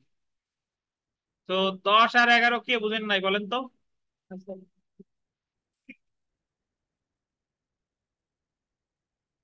সুনির্দিষ্ট দুটোই কিন্তু অস্থাবর সম্পত্তি, কিন্তু আছে ওর মধ্যে অল্প টাকা আরে 11 টা কিছু হয়ে বলি তো হয়ে যায়। এই আপনি কি জীবনে রাগ হয়েছেন আরিফ সাহেব? মানে বাসায়ও কি রাগ হন না? না রাগ এরকম না স্যার। আচ্ছা, এখন আমরা যেহেতু একটু বলি, সেটা হচ্ছে আরিফ সাহেবের উদাহরণটা বলেই দেই। এই সুনির্দিষ্ট প্রতিকার আইনের প্রতিকার আছে কয়টা? বলেন তো কয়টা? 8টা। আর ক্ষতিপূরণ কি কোনো প্রতিকার বলেন? সুনির্দিষ্ট প্রতিকার না না, ক্ষতিপূরণ কোনো সুনির্দিষ্ট প্রতিকার না। কিন্তু সুনির্দিষ্ট প্রতিকার আইনের 3টা ধারায় আদালত ক্ষতিপূরণ মঞ্জুর করতে পারে।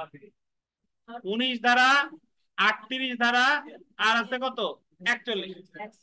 10 ধারার যে ক্ষতিপূরণ, অ্যাকচুয়ালি এই জায়গা ওই 10 ধারায় কিন্তু আলাদা একটা কেস রেফারেন্সে বলছে ক্ষতিপূরণ, এই 10 ধারায় ক্ষতিপূরণের কোনো কথা নাই। কিন্তু আপনি যদি আলাদা করে ক্ষতিপূরণের কথা দেখেন, আছে কত কত ধারায়?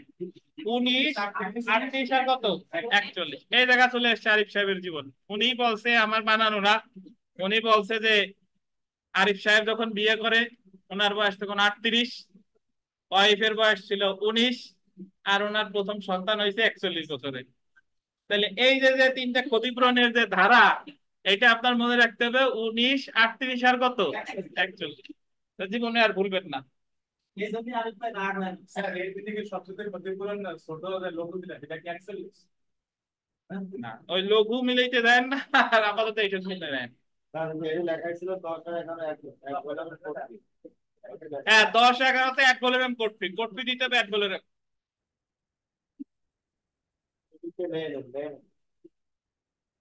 তো আমি একটু আপনাদের জিজ্ঞাসা করি, 10, 11 আজকে শেষ, তবে তার আগে যা যা পড়াইলাম একটু জিজ্ঞাসা করি। শুক্রবারের ক্লাসটাও বাদ দিবেন না।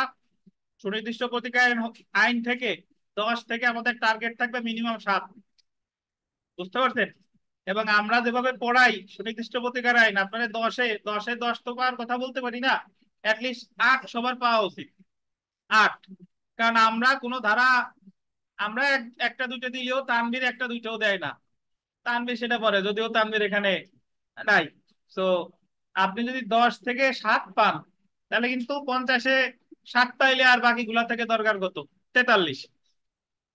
তো যাই হোক, দেখি ইয়া বলেন, রুমা বলেন, রুমা বলেন যে নিরোধক প্রতিকার কাকে বলে?